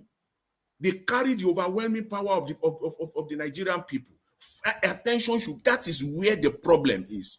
And that is our shortcut. If I say our shortcut to constitutional reform, our shortcut to make Nigeria work, that is where it is. It is not on the presidency. Just forget it. It's not going to happen. They will not fire themselves. The president will not do anything that will be inimical to his own progress. It's not going to happen. Thank you. That's the highlight. That's what I see in the interview. He really brought it out clearly, and we should focus on that. Thank you very much. Thank you, Jonathan. The next person, I think, yes, give us a mandate. Give us a mandate if you're with us. Just a review of what you had. 4 minutes. That's what we, where we are now. Thank you very much, and thank you for bringing Liborous here, Mr. Helvis. It was nice to have brought him. I think maybe in other time, if we are bringing somebody like this, maybe we can just work on the panelist and then probably have the panel form a consensus. Now we probably streamline the question down to economy, political, and then maybe security, so that we now have that question aligned that way. It doesn't get to others so that people don't realize what we are, because I think he has more to say, but for the want of time, he was just rushing. And the things that he exposed here today are very, very critical and very, very touching. And now, based on what he said today, that's one of the reasons I sent that video earlier. I never knew it was not on plan before that breaks maybe the rule. That's one. Then number two, another question you want to ask yourself is, based on all that we know now that he said today, do we then believe that Nigeria is redeemable? Because if I had the time to ask him question, I would have just asked him, based on the people clamoring for self-independence or agitation here and there, people wants to disintegration of the country. Where does he stand on that? Because even if you now bring it down to he himself, he's from Esako, and he just said it today, and I don't know if that rings bell to you, that although an Esako man is from Edo State, it will be easy for a camel to pass through the eyes of a needle, therefore an Esako man to be a governor in Edo State. And that's the reason why that video that you watched earlier, but that thing, if you didn't follow me there at the end, maybe that would make more sense to you. And then maybe that should probably make our mind go somewhere.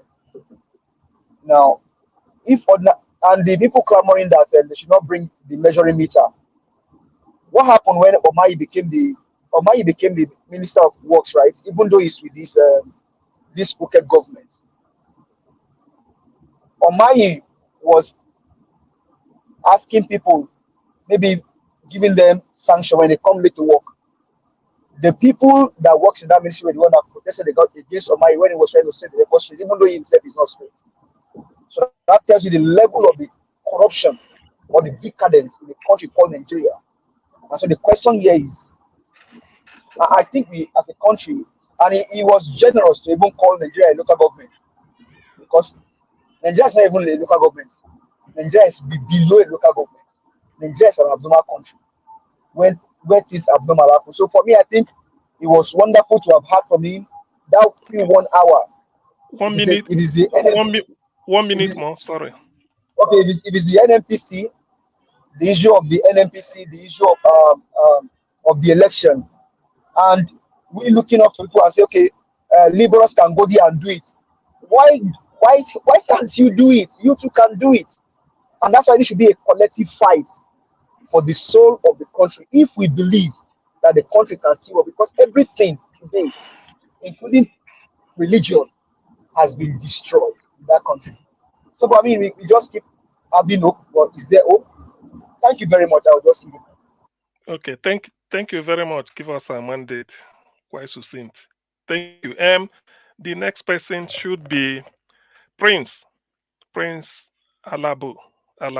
Sorry if I pronounce your name wrongly. Are you with us? Are you still with us, Prince? Yes, I'm with you. Okay. With you. Just give us a 4 minute. Yeah, give us a 4 minutes review of what you had our guest say. Thank you.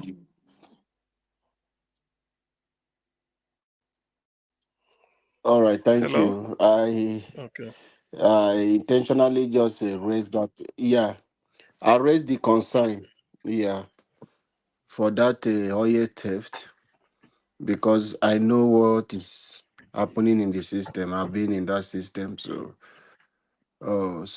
things that is happening, especially offshore, a lot of things is happening, and it's not about the people you think they are doing those little one, the pop fire they call it in our place. Those things you see, those ones are minor. Big vessel comes loading and going, and you see military escorting, and nothing is coming back to the federal government. So these are the places where this looting is taking place.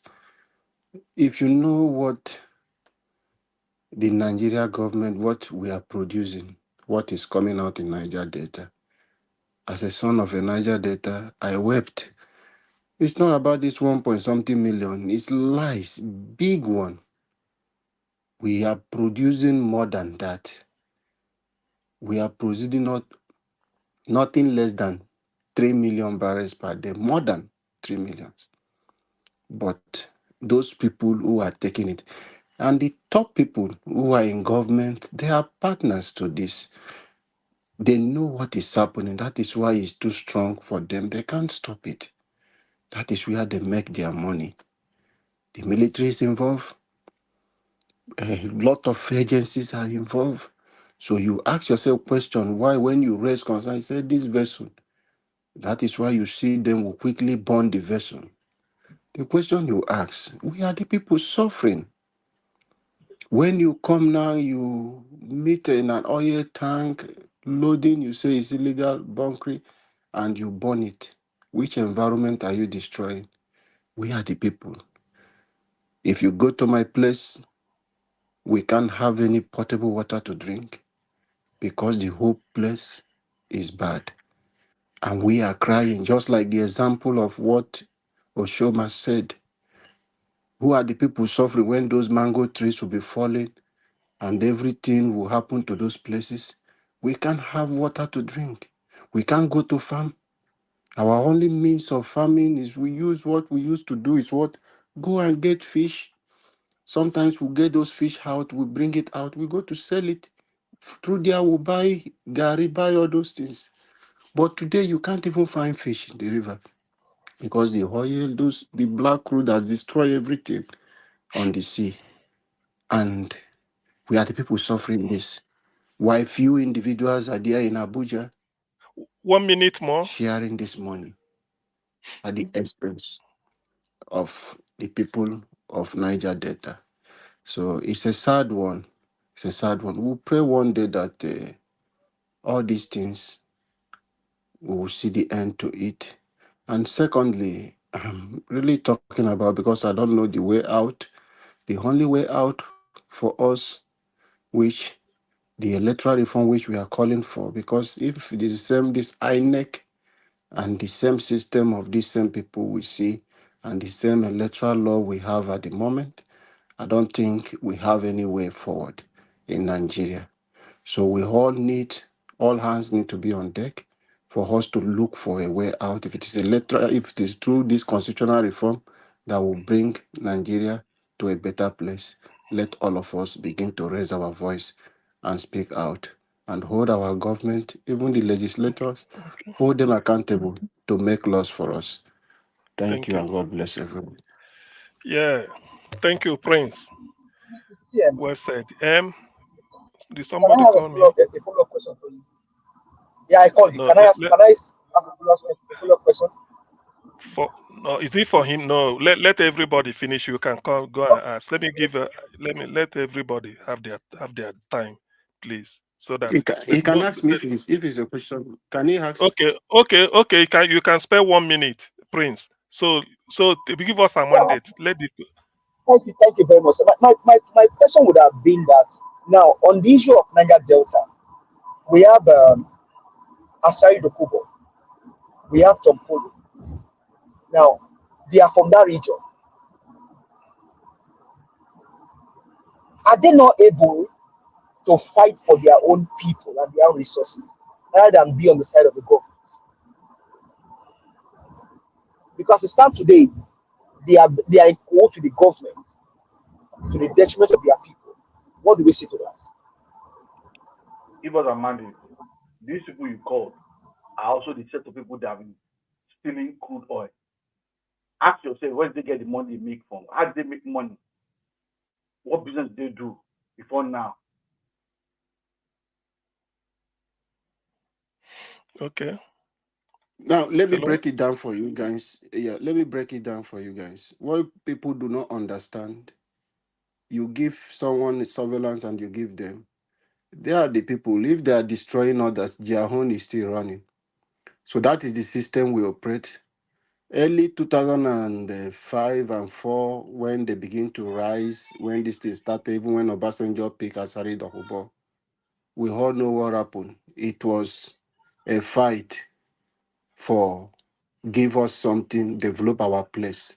But as soon as they got their settlement, no one is fighting for those ones again. It's the sharing formula that is only thing. So we don't have anybody fighting for Niger Delta anymore, genuinely. So all those people, they have settled them. They have gotten their political settlement. So there is nothing. What we are looking for is just a way of election, putting the right people in authority and decentralize the center for us to see how the local will begin to work. If I begin, sorry for taking a little, if I begin to manage my resources, go to Dubai and all those places, families, how they manage those things they have.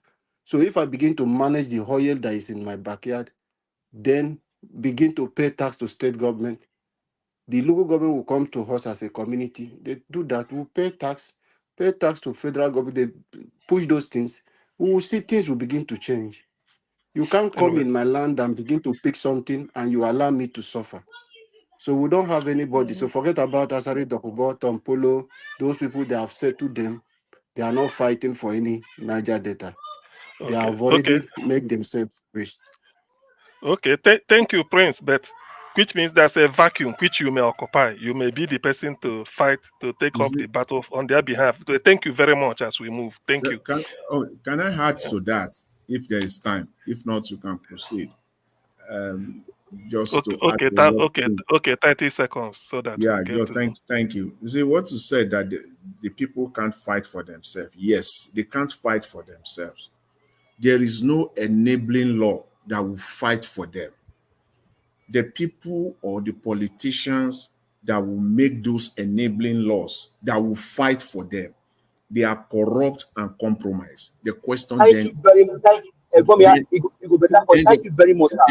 Then the clear-cut question then is, how do we make those people, how do we get those people, those that will make the enabling law, that will fight for them, how do we get them there? Okay.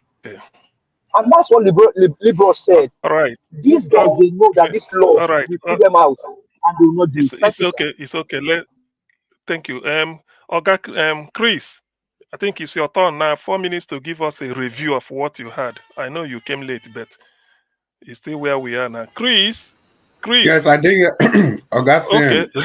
I think say you don't sleep. Okay, 4 minutes. No. 4 minutes. Hey, give us 4 minutes review of what you had. Thank you. Yeah, I just listen. Good evening, everybody. I'm Mr. NWATCH. May I quickly greet you and thank you for bringing Liborous Oshoma. Mommy Diaspora, good evening, and every person, good evening.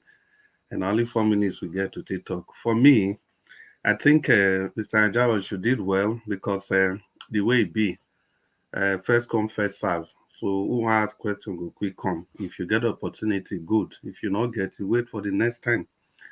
So I think Liborous Oshoma has spoken everything that we have said on this platform. The man has completely went deeper to every submission. I think Dr. Say you're the one that said that this man is like one of us. And that's also what I believe. Because if you look at his disposition, his attitude to governance in general, it is almost the same view that we share generally here. Apart from times when we are talking about our different political parties. The biggest takeaway for me is that he was able to make it clear that the problems of Nigeria lies in the hands of Nigerians. In all this discussion, even since he left, I've not seen any person pointed to Nasowan or Iboma from Czech Republic or from Slovakia or from UK, Nasowan colonial master or so and so. Look at all the examples he gave, everything from beginning to the end. All of them there our hand. The 450 barrel of crude oil, where we they use till they do Sarah. Did you hear any white man involved in that? Now we go do all those things by ourselves. Then we go they find who we go blame. Is it the Malaysia, Singapore debacle? Then come back of una house for 9 for Edo State. Come collect pan cannon. Till today, they are world leaders of that same product, and we define who we want blame. And are the same people colonize and colonize us together. What about Ukraine? Even the problem we talk about waiting with that again, genetically modified food. Like waiting talk, no be hunger, they cause all those things. Is it not shameful to say country where they war? They have been fighting war for about 2 years counting. And then when they give us food. Ukraine is world leader in wheat production. And we could have also been world leaders in the production of at least 3 or 4 crops. Even the ones that we produce, we can't even process them. We take them as raw materials to foreign countries. They process and they import back to us for us to buy. And we are just there grouping in the dark and hoping somebody is going to see us. Is it vaccine? Will they talk about now so they bring vaccine? If they bring vaccine for you, the vaccine where they even bring for you during COVID and the food where they carry join them, how your people take share them? How did we share it amongst ourselves? Even governors that were supposed to have empathy, pity on the people, they were busy hoarding noodles and palliatives that other nations supplied to you people. And yet we turn around and blame these people for what I don't know. Still talking about the vaccine, malaria. For example, malaria, I know they disturb these people. Now we, malaria, they disturb. Since how long malaria don't they? We never have to do anything about them. When these countries, they have all finished eliminating malaria, then they blame them. And so we go the day. Nigerians, you know, we really have to wake up, not until we take responsibility for ourselves. If you think the whole world is going to fold their hands and be waiting for you, it's never going to happen. If you open up your flank, people will take advantage of you. It is world market, it is world business. People feast on the poor, on the weak, on the stupid nations for them to move their nations ahead. I think there's something very important Liborous also said. I think that's the bond, the treasury bond. Now, God Jonathan first talk about this treasury bond. I remember months ago, Mr. Jonathan said it was free money. Free money. Liborous repeated the same thing today at 18%. So all you need to do is to steal government money. If you steal money, 100 million, you give them. And 30 every seconds year, more. every year you're going to get 18 million without doing anything. You've created a system of thieves for yourself, and you want to turn around to blame other people. The survival of Nigeria rests in the hands of Nigerians. And good evening, everybody. Thank you so much, Dr. Singh. Yeah, thank you, Oga Chris. Thank you, Oga Chris. We are making progress. I think the next person, Abdul Malik. Then after that, Yodua. Abdul Malik, are you still with us? Or yeah, I'm here. Yeah, okay. Give us 4 minutes review of what you had. Liborous Oshoma said today. Just we are reviewing. Good evening, Mr. CM. Thank you. Yeah, Mr. Oshoma, he reviewed some of the secrets we have not known before. But there is something I want to contribute on, which is he said Nigeria will not work when you started from the presidency unless you come to the local government. But I want to say this, Nigeria will work because just take a look. When the presidency, which is the executive arm of the government, the legislature and the judiciary, they do their job. When they do their job, Nigeria will work. Just example, as last year, 2023 presidential election, what happened in FCT Abuja, and 25%, which is judiciary, they are the one that put that law. But take a look, they are the one that apply the law and interpret the law. But take a look what they did. They changed the law. That is the reason why the country is not working. But when those three arms of government is working, when they put a law and the law is working, they really know what they are doing. They don't know their job. That's why Nigeria is not working. Yes. Just take a look now. When the executive arm of government pass a bill to legislature, they will not even debate on it, whether it's good bill or bad. They will just sign the bill. I don't supposed to be that way. They're supposed to know to know the advantage and disadvantage of that bill before they will be signed. But they will not do that. They will just sign just because of corruption. But if there is a law, just example, if the executive arm of the government and the judiciary and the executive and the legislature, they put a law, anybody that steals money and you are catch and branded, you will go to jail for 5 years. And they show example, people will stop thieving money in Nigeria. Yeah, they will stop stealing money. Yes, if they put that bill, and they sign it, anybody that stole Nigeria government money, you will go 5 year imprisonment. You see people will start stealing money. That's the reason why Nigeria is not working, because the people and the judiciary and the executive arm of the government, they don't do their job. They don't know their work. That is for that.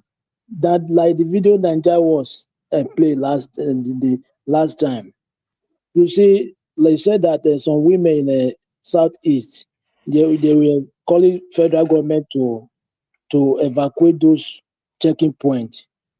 The problem is this: that checking point in the southeast of Nigeria, it depends on the government. Their government there, their government, they are the one that's supposed to complete to federal. 1 minute more. They are the one that's supposed to lay complaint to the federal government. Why is it taking point in our territory like this? That is the reason why you see every checking point in a southeast. Yeah, it's not all those people they complain. Federal women will not listen to them. Their government is supposed to lay that complaint first. Thank you very much. Oh, very good. Thank you very much, Abdul. Well, just a review we are doing. And the last person. Oh, I thought some people are even coming in. Okay, good. Odua. Thank you, Doctor. Okay, yeah. 4 minutes to tell us what you a review of what you heard about. Yes, I thank our barrister who came to elaborate on the issues of Nigeria, who bring it down to my life level, who enable us to know that there is Mago the plank in backyard and that has no ownership. So just like what I'm seeing that the real truth of Nigeria is Nigeria problem. That is why I always use Italy to give example that Italian will have not been what they are today if Italian people did not rise up against their oppressors. So, but one thing he said, which I could not collude or proper agree with, is that if Peter Obi entered there, will have not do something. Yes, we know that the Buhari have used Nigeria to borrow money before the next person. But it is not bad to borrow money. It is not bad to say subsidy is gone. Those things are not the problem.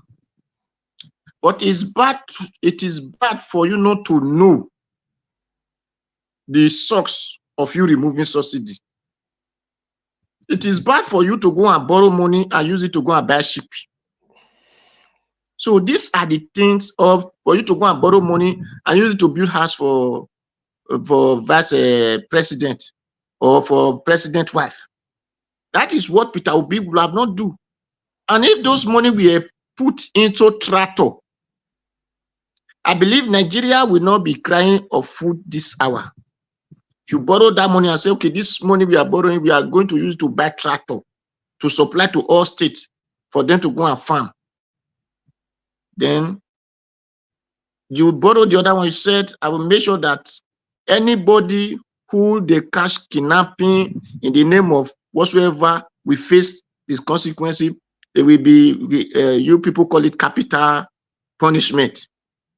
Instantly, you will see all these things that is making Nigeria to cry today. We stop automatically because you know that when you go for kidnapping in the name of you pay their chief, you destroy their people farm and kidnap their children. You are going for capital punishment. Those Fulani will stop those nonsense, and everybody will go to farm. It is farm, you produce food. Food will have surplus in the town. Whether they are paying people 30,000 or pay 20,000, there will be much money to them to buy food because there is enough food for them to buy. So because the reason that people are crying at 70,000 cannot buy food, because there is no food in the country. If the food is there, you don't have, when I was growing up, if another person have food, everybody enter their house, we eat together. They still come to they eat together. But today, you can no longer eat for yourself. You cannot even eat for yourself or to another person. Then the last one is whatever that we change the position, it is those who are in authority, who are in the high position. That is where a person like him, like Fatherland, like our Baba, Zekome, those people who are really known as their advocacy or fighting for the positions of Nigeria, supposed to form a party that will have a headway, so that whenever they enter these positions, anybody that come there enter position, will be able to fight for Nigerians. So that is why I put it before him that some people like them supposed to have a party that when whoever that can come out from that party must be clean. So that is it. That is what I want to just deliberate on. Thank you. Thank you. Thank you very much, Odua. At least we've gone round. So I believe NAIJA, do we stay this after? I mean, this still morning now, isn't it? So maybe we need we need to go around again. Probably those that want to add something more or generally. I thought more people will be coming in, but from the look of things, we are no more than 7 or 8 here, so that we speak. Jonathan, okay. Omashola, maybe we do for 4 minutes now. But this time it should be if you have something to say anyway. Can you hear me? Yes, please. Is everybody don't talk now, right? Yes, they've all spoken. Yes, we've done a review. Okay, have they given their final submission? I call it for 4 minutes of, since we had a guest, we all trying to. That's fine. We reviewed all that he said. Let us have 2 minutes so we can round up. It's already about 4 hours. Okay. No, I'm not saying anything. I excuse myself. So let me start with Omoshola. Omoshola, if you have, just greet us in 2 minutes. I greet the house, and like we said, our guest today is amongst us. That's why he was invited. Maybe he doesn't have a chance to come and join the panel like that. Maybe what he saw, but it's obvious that he's with us with the way he spoke today, and he has indirectly spoken the mind of an average member on this panel. And I want to believe there's still hope somehow, somewhere, if only the human beings, like our guest has said, it is the human beings that are ruling the country and they want to destroy the country, including an average Nigerian. And I'll keep saying it, an average Nigerian is a thief. And that's why they're in government. You don't care about the next. You don't care about the next, your next door neighbor. Thank you. All right. Thank you very much, Omashola. Jonathan, are you still with us? Just 2 minutes to. Yes, Dr.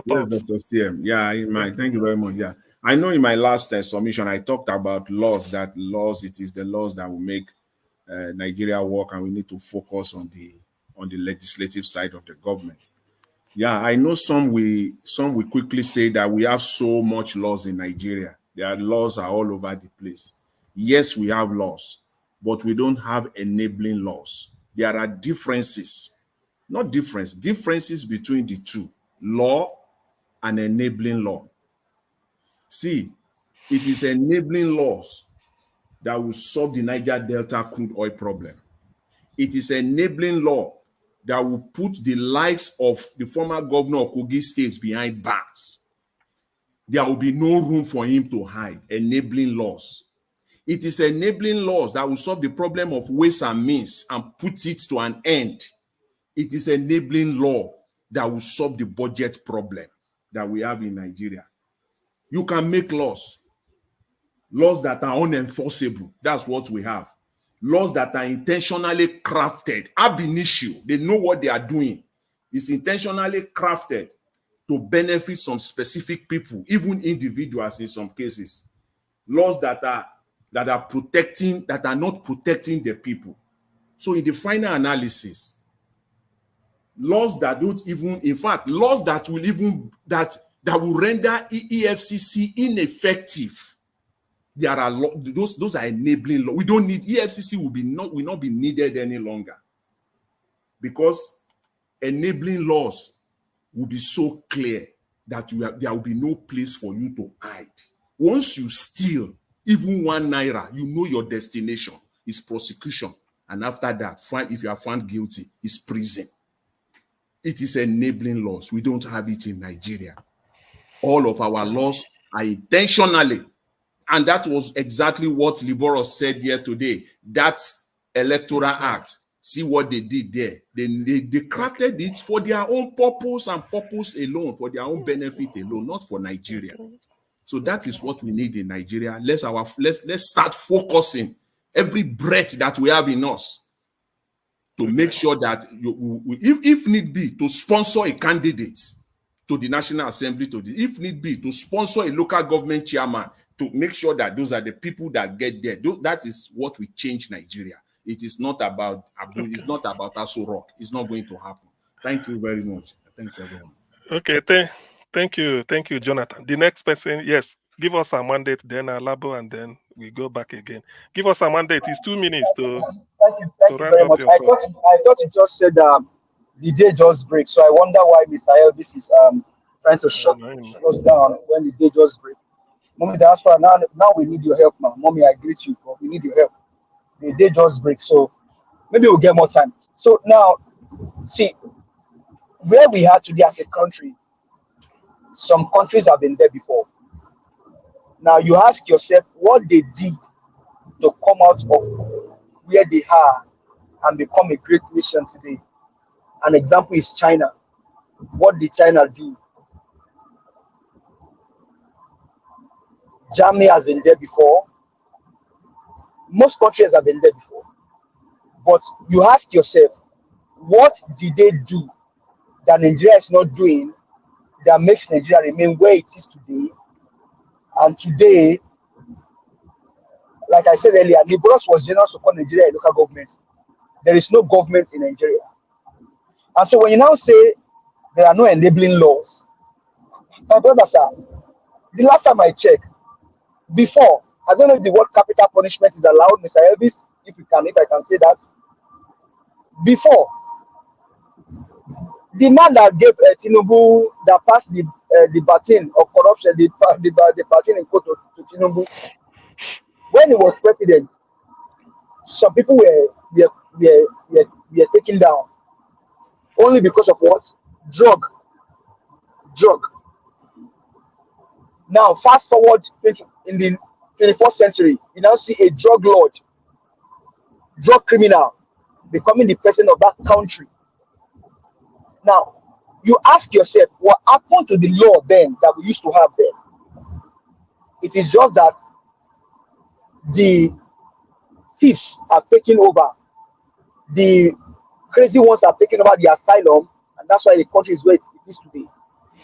As much as we clamor for laws, the laws are not difficult to enact. Barrister Ozakome, Barrister Liborous, and most of them, Falana, they know the laws are there. It is just that the criminals will not allow the laws to operate. Your time is up. Thank you. Oh, okay. But Mr.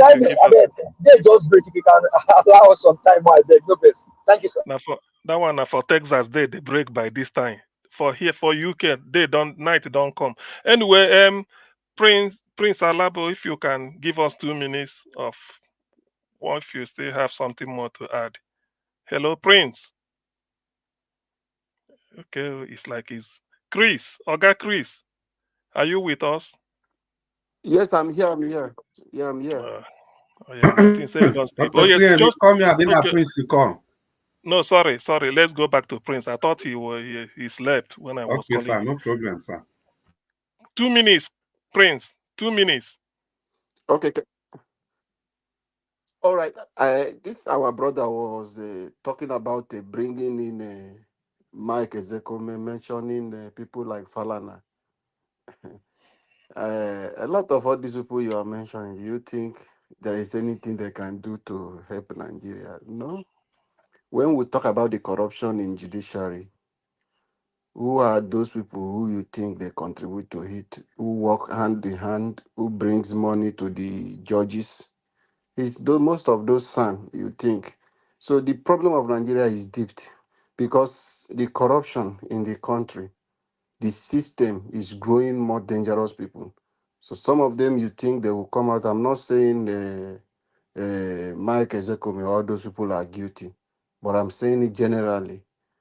The statistics that came out for just the judiciary this year, for how much bribe those people have taken. Who are bringing those bribes to? It's those sons. They will plan with them, bring the money, arrange the billions, move it out for them, and they will give a lot of useless judgment. And so it's really a bad system. For us to change this bad system, it's not those people you think that they can help. It's just every one of us to come together. That is why I'm saying through election. That is why you see those people in power today saying if you don't like what Tinubu is doing, wait to 2027. And the 2027 they are telling you to wait. With the same system of electoral system we have, they will still remain in power. So we have to rise up and say, no, we need to change. If we are saying transmit the result electronically. Let it be electronic, no manual. If the electronically aspect fail, then we have to go back to the pool again and do the election again. So there is nothing like doing anything to favor them, because you see them, they like the lawmakers, they shot themselves with this last electoral reform they did. By making those laws, they shot themselves out. They were not able to do the primaries, but now they have amended it to add themselves in the primaries. Thank you. Thank you, Prince. Okay. Thank you, Prince. It's just 2 minutes. So, Chris, okay, Chris, you are next. 2 minutes, just. Yeah, Ogafa, thank you, Dr. CM. Once again, I salute Liborous Oshoma for finding the time to come and talk to us, and also promising that he will come back. Well, I think I still maintain my previous stand, and that is we have everything to do to rescue our nation, not until we have leaders that are ready and are willing to free their people. There's no way your nation will move forward. No amount of US, no amount of, no amount of Western world can help you to change your nation. At best, your nation will just be like a business center for every other country, every other people. They come here to do their business, take whatever they can grab from the nation, and that will be it. And that's exactly what's happening in Zamfara today. We see the gold mine, they've turned it to the property of the present governor and the past governor, Yari and Matawali. So whatever we are going through today, Nigeria is not the first country. Many countries have been through it, and they rose up to fight for themselves. They created laws and enabling laws that emancipated the people. Not even to go far, Ghana, Rawlings did it for Ghana, although Ghana is going back to the dogs again. France, remember France, they had a certain king who was so powerful, Louis XIV, who famously declared that he was the state. He felt so powerful. Said, "L'État, c'est moi, I'm the state." And the people revolted against him. And the rest, like it says, it's even in Denmark. Denmark is so peaceful, and people think, how did it start? Things got so bad in Denmark that when they finally decided to rescue their country, they now wrote on their Supreme Court, it is only with law that you can build a nation. And in Danish, that translates to med law skal man land bygge. It is only with law that you can build your nation. So it is only with law that we can build our nation. And the responsibility rests in the hands of all of us. Thank you so much. Thank you, Chris.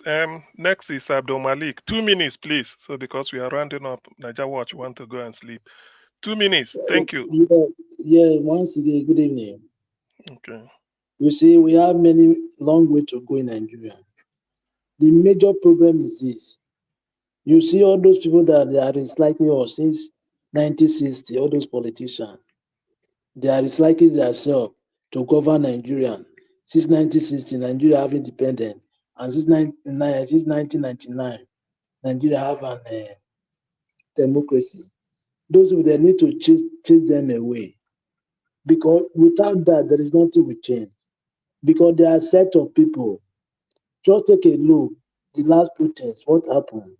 Till now, they have never made any demand that protesters are protesting for. Imagine. Till now, there is nothing change. Hardship everywhere, the same thing. They are the same set of people till Nigerian city will chase them away from that from the seat. Because all the institutions, they are corrupt. Everybody, majority, 99% of Nigeria, they are corrupt. It's only 1% they have that, they are not corrupt. All that they are corrupt. Those people, they are disliking themselves as a governor, presidency, senator, local government chairman. They need to chase them away, sweep them away from the country before the country will be all right. Without that, there is nothing will change. Because they are all wicked and heartless. People are suffering, they cannot eat. Nigeria now, they are beggars now. Nigeria are turned to beggars, which we have arable land to farm. But just because of insecurity, you cannot go to farm. Thank you, CM. Okay, thank you very much, Abdul Malik. Odua, you have 2 minutes because we are just winding Yes, down. thank you. Thank everybody. All those who have talked before me and those who have not yet said anything. Well, for me, Nigeria will be better when we change from the way we think and from what we do. Because we are saying those old people. For me, I don't see those old people as our problem. I see the youth as the problem of themselves. Because the old people cannot run 100-meter race. It is the youth, the same message. It is unfortunately that if my father say go and do bad thing, I went and do it. It's not my father for it is me who obeyed my father instruction. Because my father time have passed. It is me who now have future. It is my right to say, no, my father, what you do in your time did not benefit our days. That is why they say the world is changing. They call it new era.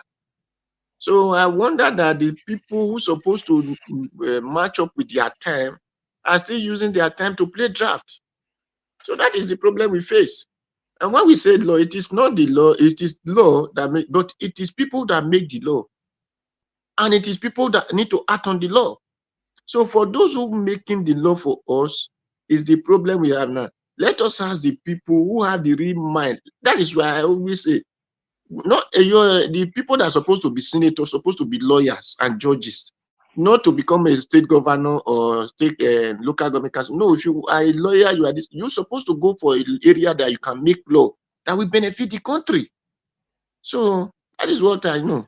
And because for years, when you say Italian parliament, those people that are really making law, when you come out, you will see that those is their feet. So not the one who went and read the Greek, then he's going for Senate to go and make a law. Who went and read the shoemaker, he's going and make law. So those who went and read history, that is not even their own, said they want to go and make law. So this is the problem we have. Let those people who really know that this is how law is supposed to work, go in there and make the law for us. So that the law that the president will not be above. Thank you. Thank you, everyone. Thank you, Odua. We have Chimezie. 2 minutes because you came embarrassingly late. Embarrassingly very late. So you have 2 minutes like others. No, Mr. CN, it's not true. I've been here even when the guest, the barrister, was in this panel. I don't know reason why what happened to Mr. Avis. He just put me back to back page.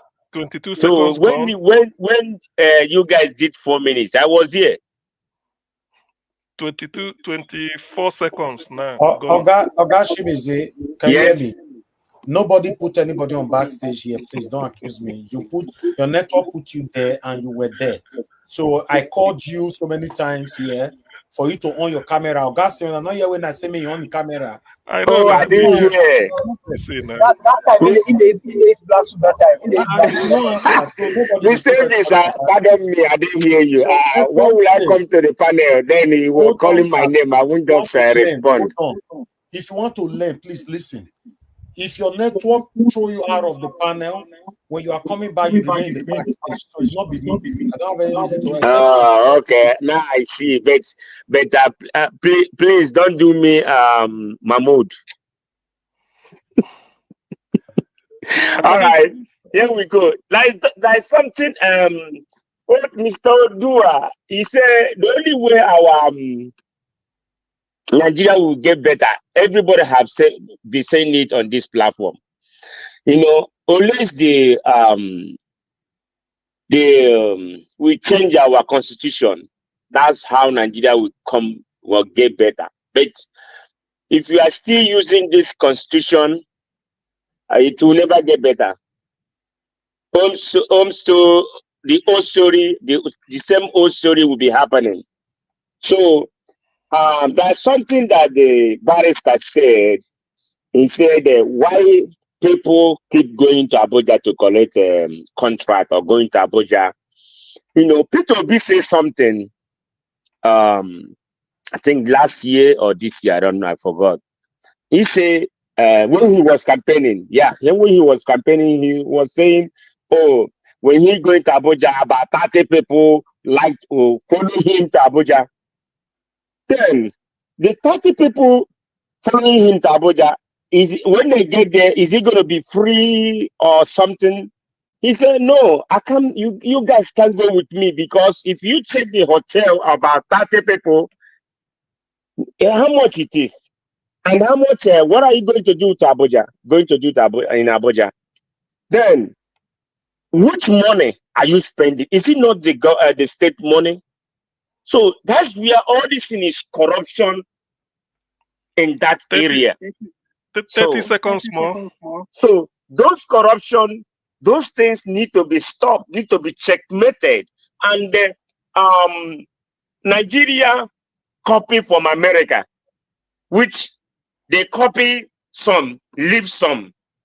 Let them copy everything. Which state will stand on his own? Then the presidency will stand on his own. Then manage your resources and then bring something to the center. Thank you, NAIJA. Okay, thank you. And Mr. CM, my brother, Ndewo, Kekime. Thank you. Thank you. All right.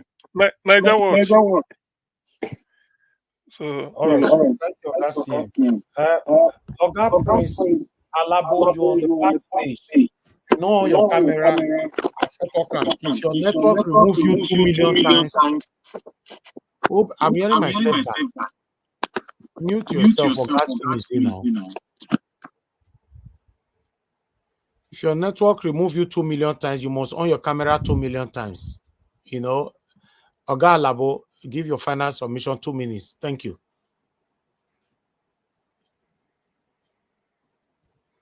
You know your this thing. Thank you. Okay, we can hear you now. I think Alabo has spoken 2 minutes now. Alabo has spoken to. Yes, Alabo. I'm always favored. I'm always favored. Money just break now. CM, you don't do now. Allow us to go one round more before you pass to Mr. Elvis now. Money just break now. No, Alabo don't do 2 minutes. Yeah, I know. Yeah, not to me, but money just reach. So let's go one round again before we give Mr. Elvis. Please. Okay, everybody go to 2 minutes round again. That's Mr. Elvis, can you make it maybe even 3 minutes? Please? Okay, 3 minutes round again. That's fine. Oh yeah, let's do it. We are straight with that. Okay. Thank you. Let Mr. Alabo start, please. Mr. Alabo, start with your final 3 minutes. Yes, go ahead, sir. All right, thank you. Like I was talking about, I will still emphasize on that electoral reform, my brother. That is the only way out. We need to hold our House of Assemblies or reps, senators, hold them so we can do this. If we start this process, it's a step forward. To be frank with you, if we can elect people in place, even if it is a councillor, we put in position, we know that you are the one, not the governor of the state, or not one big man in the community that say this is the person that will be the councillor, and it must be like that. So if we can get the process, we put people in office. So people we can hold accountable and say, okay, this is what we want you to do. It will be a conversation. This is what we want you to do. As we are electing people in, go and make these laws, amend the social constitution for us, do those things, and we'll begin to put things in place. All those top people who are thinking they will come and rescue Nigeria. No, all of them, they are compromised. Those top people, they are all compromised. Like people talked about my brother, sorry about Tompolo. Do you think somebody like Tompolo, who is already doing a contract for federal government, will come and fight for Nigeria again? No. So they are all settled. So we all need people who will be in place, who will speak for the people, make laws, or make our local areas work properly. Because all of us who are privileged to be away, we see how everything starts from the local, start from the bottom to the center. But Nigeria own is the different case. So if our local places are functioning properly, and I talked about institutions not working. If our institutions are working, but all institutions we have in Nigeria only work for the people in authority. It works for the government. It's not working for the purpose. So because the politicians, they are stronger than the institution. So it looks as if the police are not doing their jobs, the army are not doing their jobs, the judiciary are not doing their jobs. So all those things, they are dead. But if we begin to put the right laws and doing the right things, we will get there on time. So this is just my little submission, and I pray Nigeria will be great. You call little submission. You know, be little anything. Jonathan Oya, please. Thank you. If you are. Thank you. Thank you very much. Let me quickly use these 3 minutes. I thank you again, Mr. Ivy, for giving us this opportunity, because it gives me the opportunity to respond to, just to add, let me say, or to kind of bring it clearly to what give us our mandate was saying about the law. You know, I was very careful when I was talking about laws. I said laws and enabling laws. I'm aware that there are laws in Nigeria. In fact, we have them. It's too much of them. But I separate law from enabling law. And I will quickly pose these questions out. One of them is this: do we have a law that says every government department or ministries in Nigeria must quarterly bring out their audit publicly, or be audited and publicly publish it? Do we have a law that says that elections that are not transmitted at the polling unit are considered null and void? It's no election. See, even do we have a law that says that every crude oil, 1 barrel of crude oil lifted from the Niger Delta, from the shores of Nigeria, that crude oil, it must be published? It must be published. If it becomes a crime when it is not published within a stipulated time, 24 hours, once a crude oil is lifted, it must be published, and the destination must be named. Do we have a law that says that every project that the NDCC, there are so many agencies, but I pick on the NDCC, the Niger Delta Development Commission, every of their projects that is outlined in their budget must be published upon completion? If it is not, it is a crime. Whoever that is the director or the chairman of the has committed a gross crime, punishable under the law with no option of fine. Your project must be announced. You must commission it, and it must be announced. The whole Nigeria will see it. This is the project item so on the budget. 5 billion naira budgeted, and today we are announcing it. We are commissioning the project. It becomes an enabling law. Not just so, you see, the laws are there, but they have a way to dance around it, to manipulate it, until that law becomes an enabling law. An enabling law simply means laws that are enforceable, law that you cannot easily manipulate. You will go to the court of law to fight, but you know your destination. It is prison. Then the question is, how do we get the right people that will make this law? People that have the political will, uncompromised. All right. Those are the people. How do we get them there? That's just the question that we have. Thank you. Thank you very much. I appreciate it. Thanks. Okay, thank you. Who next now? Okay, Chris. Let's go like this.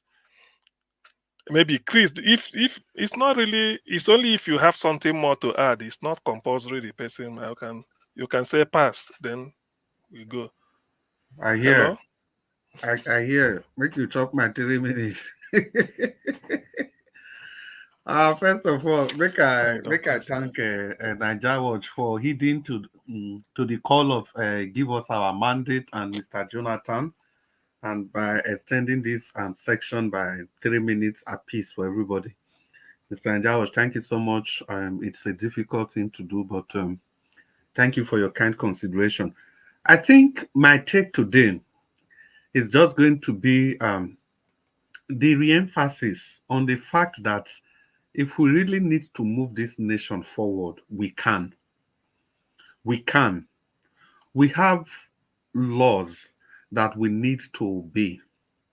We have laws that we have legislated for the betterment of this nation. Take, for example, do you know if only we follow our laws, Akpabio could not have even been a member of the Senate, not to talk of him becoming the Senate president. The law said that you cannot contest for 2 positions in one election cycle. Akpabio is there, Lawal is there, Buhari and the APC, they turned their back against those laws because of their personal aggrandizement. And surely you cannot blame any foreigner for that. Take, for example, in Edo State, there are laws that the members of House of Assembly, they must meet a certain percentage before you can appropriate any fund or whatever it is. There are laws that the governor must make a proclamation to inaugurate the member House of Assembly. Do you know Obaseki made his proclamation at the dead of night? And people went there, some of them with bedroom slippers, what they call slippers, flip-flop. And many of Obaseki's supporters, a prominent one amongst them that usually funny, said it doesn't matter as long as the proclamation is made, that the Constitution didn't say the time of the day, that it can be any time. That is the extent we can go to destroy ourselves. And at the end of the day, we are looking for who to blame. I don't see us as a serious people. Even the way the Niger Delta is run, there are even laws. If we follow the laws the way it is now, the Niger Delta will still not be the way it is. The laws we have, if we are ready to follow every word on that constitution the way it is, look at the Electoral Act. Look at just the minutest part of every aspect of this society is taken care of. But it's just some few areas. But we have refused to. We are looking for who to point our fingers at. Look at all the sabotage going on in the oil industry. Your time is up. Thank you. Sorry. Well, I'll just round up by saying, Nigerians, make una wake up. Mr. Anjavos, thank you again for the time. God bless you, sir. Good night. All right. Who next? Abdul Malik, are you there? Yeah, I'm here. Thank you very much. Okay. Thank you. If you still have something to say, 3 minutes. Yeah, if you I have just small little to contribute. Chris, according to what you say, if really we are abiding with the law, even the president in Nigeria today don't supposed to be there. Yes, because of his record and what happened in election 2023 presidential election, he don't supposed to be president of Nigeria today because he ring himself into that office. It's not his mandate, it's the mandate, and with his record that he have in US, he don't supposed to be in that seat today. Just because of Nigeria is the lawless country, we don't follow our law, understand? That is the major problem we have in Nigeria. If really they are serious to make the country better, they put a law and they abide the law, Nigeria will start working gradually. But they don't do it. Just take a look. They are the one that disobey the law mostly. All those people in the government, they don't do that. That is the country that don't have law. You can do anything stupid and get out with it because there is no law that will bind you. Yeah, that is it. That we need to get that right, and there is one thing I want everybody to be aware. We have been saying Nigeria is not working. It's not working. Nigeria is working for some people, not everybody, because the people in power, Nigeria is working for them. But the majority, which is the masses, Nigeria is not working. That is the major thing we need to fight for. That is why we are still fighting now. Because the majority, the people, they are not in power. Nigeria is not working for them. But those who are in government, Nigeria is working for them. Just take a look, the hardship in Nigeria, and they don't feel it. They don't feel it. It's only the masses that feel it. Because they are okay. Because of the stolen money and their salary. Look at Senate, 21 million a month monthly. But they come on end to claim that their salary is 1 million. Somebody who is receiving 21 million, how can he feel the hardship? You cannot feel it. That is the problem. It's working for some of them, the people in the power, but it don't work for the masses, the majority. And we have been saying this for long, how many years back? How can we change this? That is the major problem. It's a question to everyone. Thank you very much. Okay, thank you, Abdul Malik. I think we are where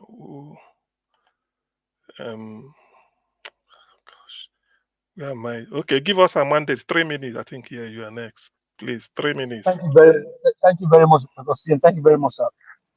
And to everyone, thank you very much. I'm Service. Thank you very much again. Thank you for using our call. I appreciate it. Thank you so much. See, and to Mr. Jonathan, Mr. Chris, Mr. Malik, Mr. Odua, Dr. CM, our brother that just joined us, and then Mr. Moshola. What comes to my mind is that I know that somehow these guys are listening to us. They are hearing us. And I just wish that these guys can actually sit down and just think about the country and their people and do the needful for their people. I just wish. Malik said something very profound. Now going back to last year. Mr. CM, you said it here last year after the election that we made the law for the election last year and we broke the law. The Supreme Court had to break the law because what? A criminal drug baron had to be the president, so they have to criminalize the system, and that's what is going on in Nigeria. And that's why I said earlier, Nigeria is not the only country that is where we are today. Some countries of the world have been there and they did what they need to do to get out of that mess. Now, the question is, are we willing as a nation to do what they did to come out of that mess and become a shining light? Example is China. Mr. Chris mentioned some. Now, the election that produced in court today, the president of Nigeria, that election was a fraudulent election. That election was marred with irregularities.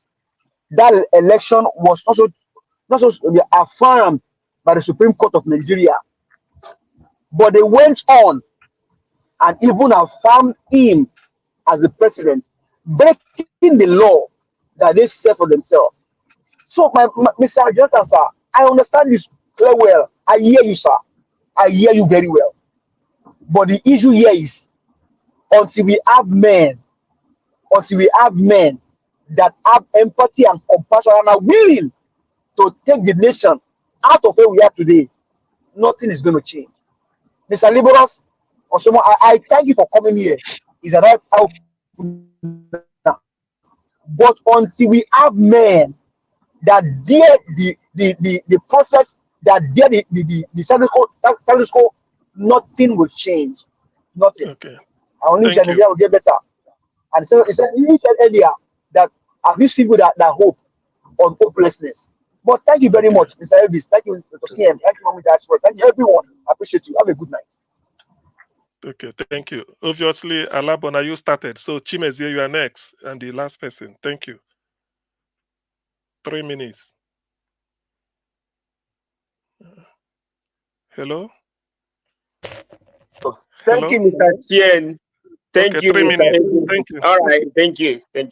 Yeah, you know, in Nigeria, people that made law broke the law. So what do you think?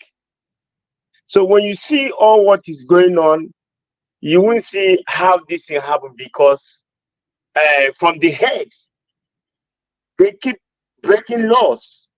You made the rule, you break it. It doesn't happen here. Check where you're living, check where you reside today. Their law is law.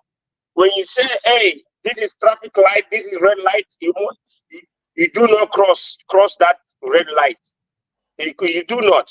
But in Nigeria, they don't care. They look, oh, no car is coming, zoom. They can zoom off. So now, when you see what happened in election, all these things, who do you blame? You're gonna blame the judiciary, the judges, all of them. You look what happened in Imo State. That one is still beating me. I'm still angry over it till today, because that election was kind of horrible. After everybody go for the poll and they do their exercise their rights, then after that you came out and say, oh no, thought that the person that came third will be a first. So when you look at that, you see the people that made the law break the law. So that's the problem Nigerians have.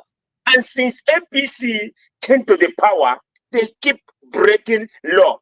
Look out during Buhari regime. Tell me how many law or how many things that Buhari said, or even the judiciary said, and he never do it.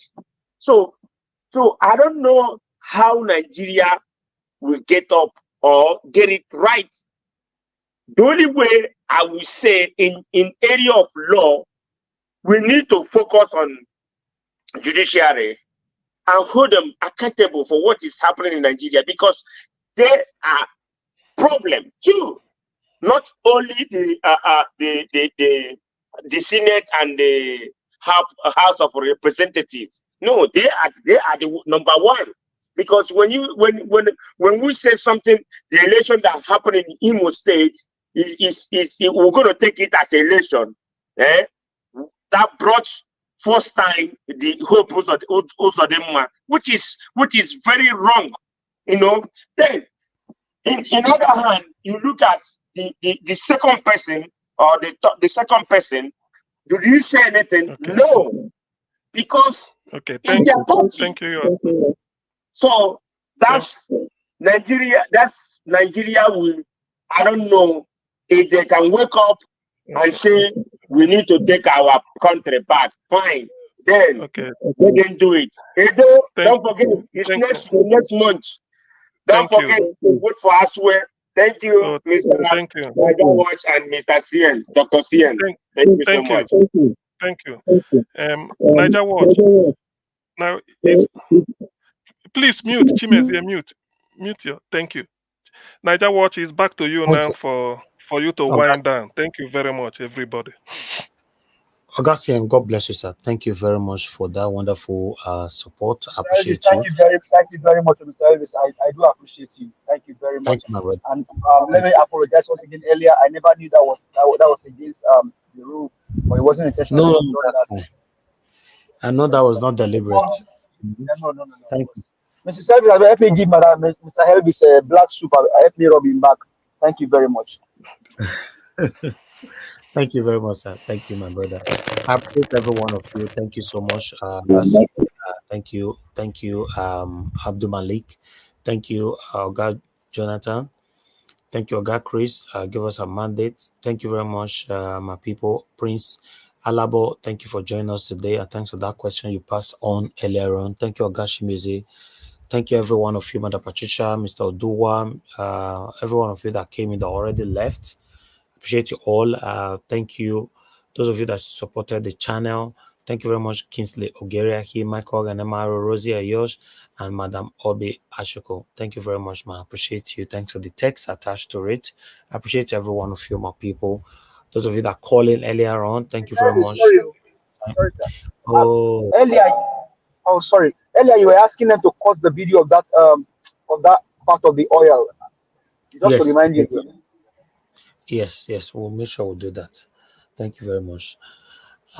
Thank you very much, my people that called it earlier on. Thank you so much, Madam Origin, Madam Love, God is my strength, Ogashimizi, and many others are called in. Thank you. For those of you that we could not pick your call today, please understand with us. Tomorrow is another day. I understand some of you wanted to ask the guest a question, but I don't have the power to do that. When our guest is only giving us just 1 hour, in fact, he might even get to a time now that even some of the panelists is not going to get to their turn. So I'm going to prioritize the first 4 or 5 people on the panel first. you know. So if we can get to that, the rest might be optional. You know, at least our guest needs to, you know, to be respected, and apart from that, to keep to the time that we agree with them. You know, thank you so much, everyone, for your understanding always. Thank you so much. We're not doing anything here to segregate anybody. We are treating everybody equally on this platform. On the comment section, thank you very much, my people. I appreciate you all, starting with Mother of All Mommy Diaspora. Thank you very much, Mommy. I appreciate you for all you do. Thank you, Kenny Akintunde. Thank you very much for your time with us, for your comments. God bless you. Thank you very much, Orishestra. Thank you. Oga Abu Azi. Thank you, sir. Thank you very much. Thank you, Madam Martina Obasi TV. Thank you, Madam Iris Finance. Thank you, Madam Patricia, and many others. Oga Tony Africa. Thank you very much. You actually called so many times today. Thank you for your understanding that I couldn't pick. Thank you very much, Peggy Modi. Appreciate you. Thank you. I appreciate every one of you, my wonderful people. Thank you right there. Patience Egan Ruwa, thank you very much. And many other. Tracy Jacobin, thank you, my people. We've come to the end of the broadcast, and I'll see you guys again tomorrow. Fingers crossed, so that we can do this all over again. Please endeavor before you leave to press on the like button. You know, let our voices go far. Help us to share, copy the link, take it with you, and so that others can hear what we're talking about here. That's the best you can always do for us, by liking and sharing our voice. You know, important people are listening to us on this platform every day, so always share. My people, now God will bless you, now my people. I appreciate every one of you. Please, I would like you guys to help us to beg every one of you to allow us to end this show now. Oba Atokbe is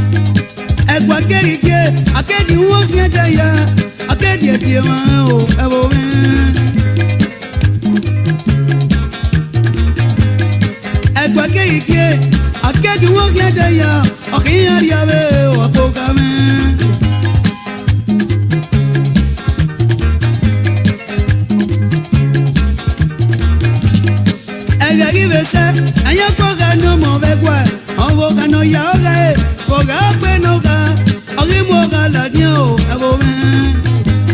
Ogi mo ga la dia, ogi fi obaya, opo kagi han wo wa, oke tu humu, kama no po ka ve ni pe no, abo men. Opo kagi yaga, owe na wo gi me do, owe na tambo gi me o, nyama ewu. Kagi yaga, awe na tamo kiemedo, awe na kamo kieme o yema ebu.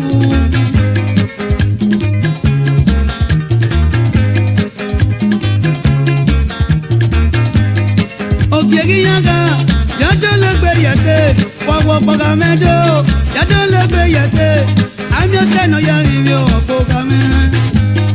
Kemi nuri gawo, nuge yo yape o, ose no akona ye.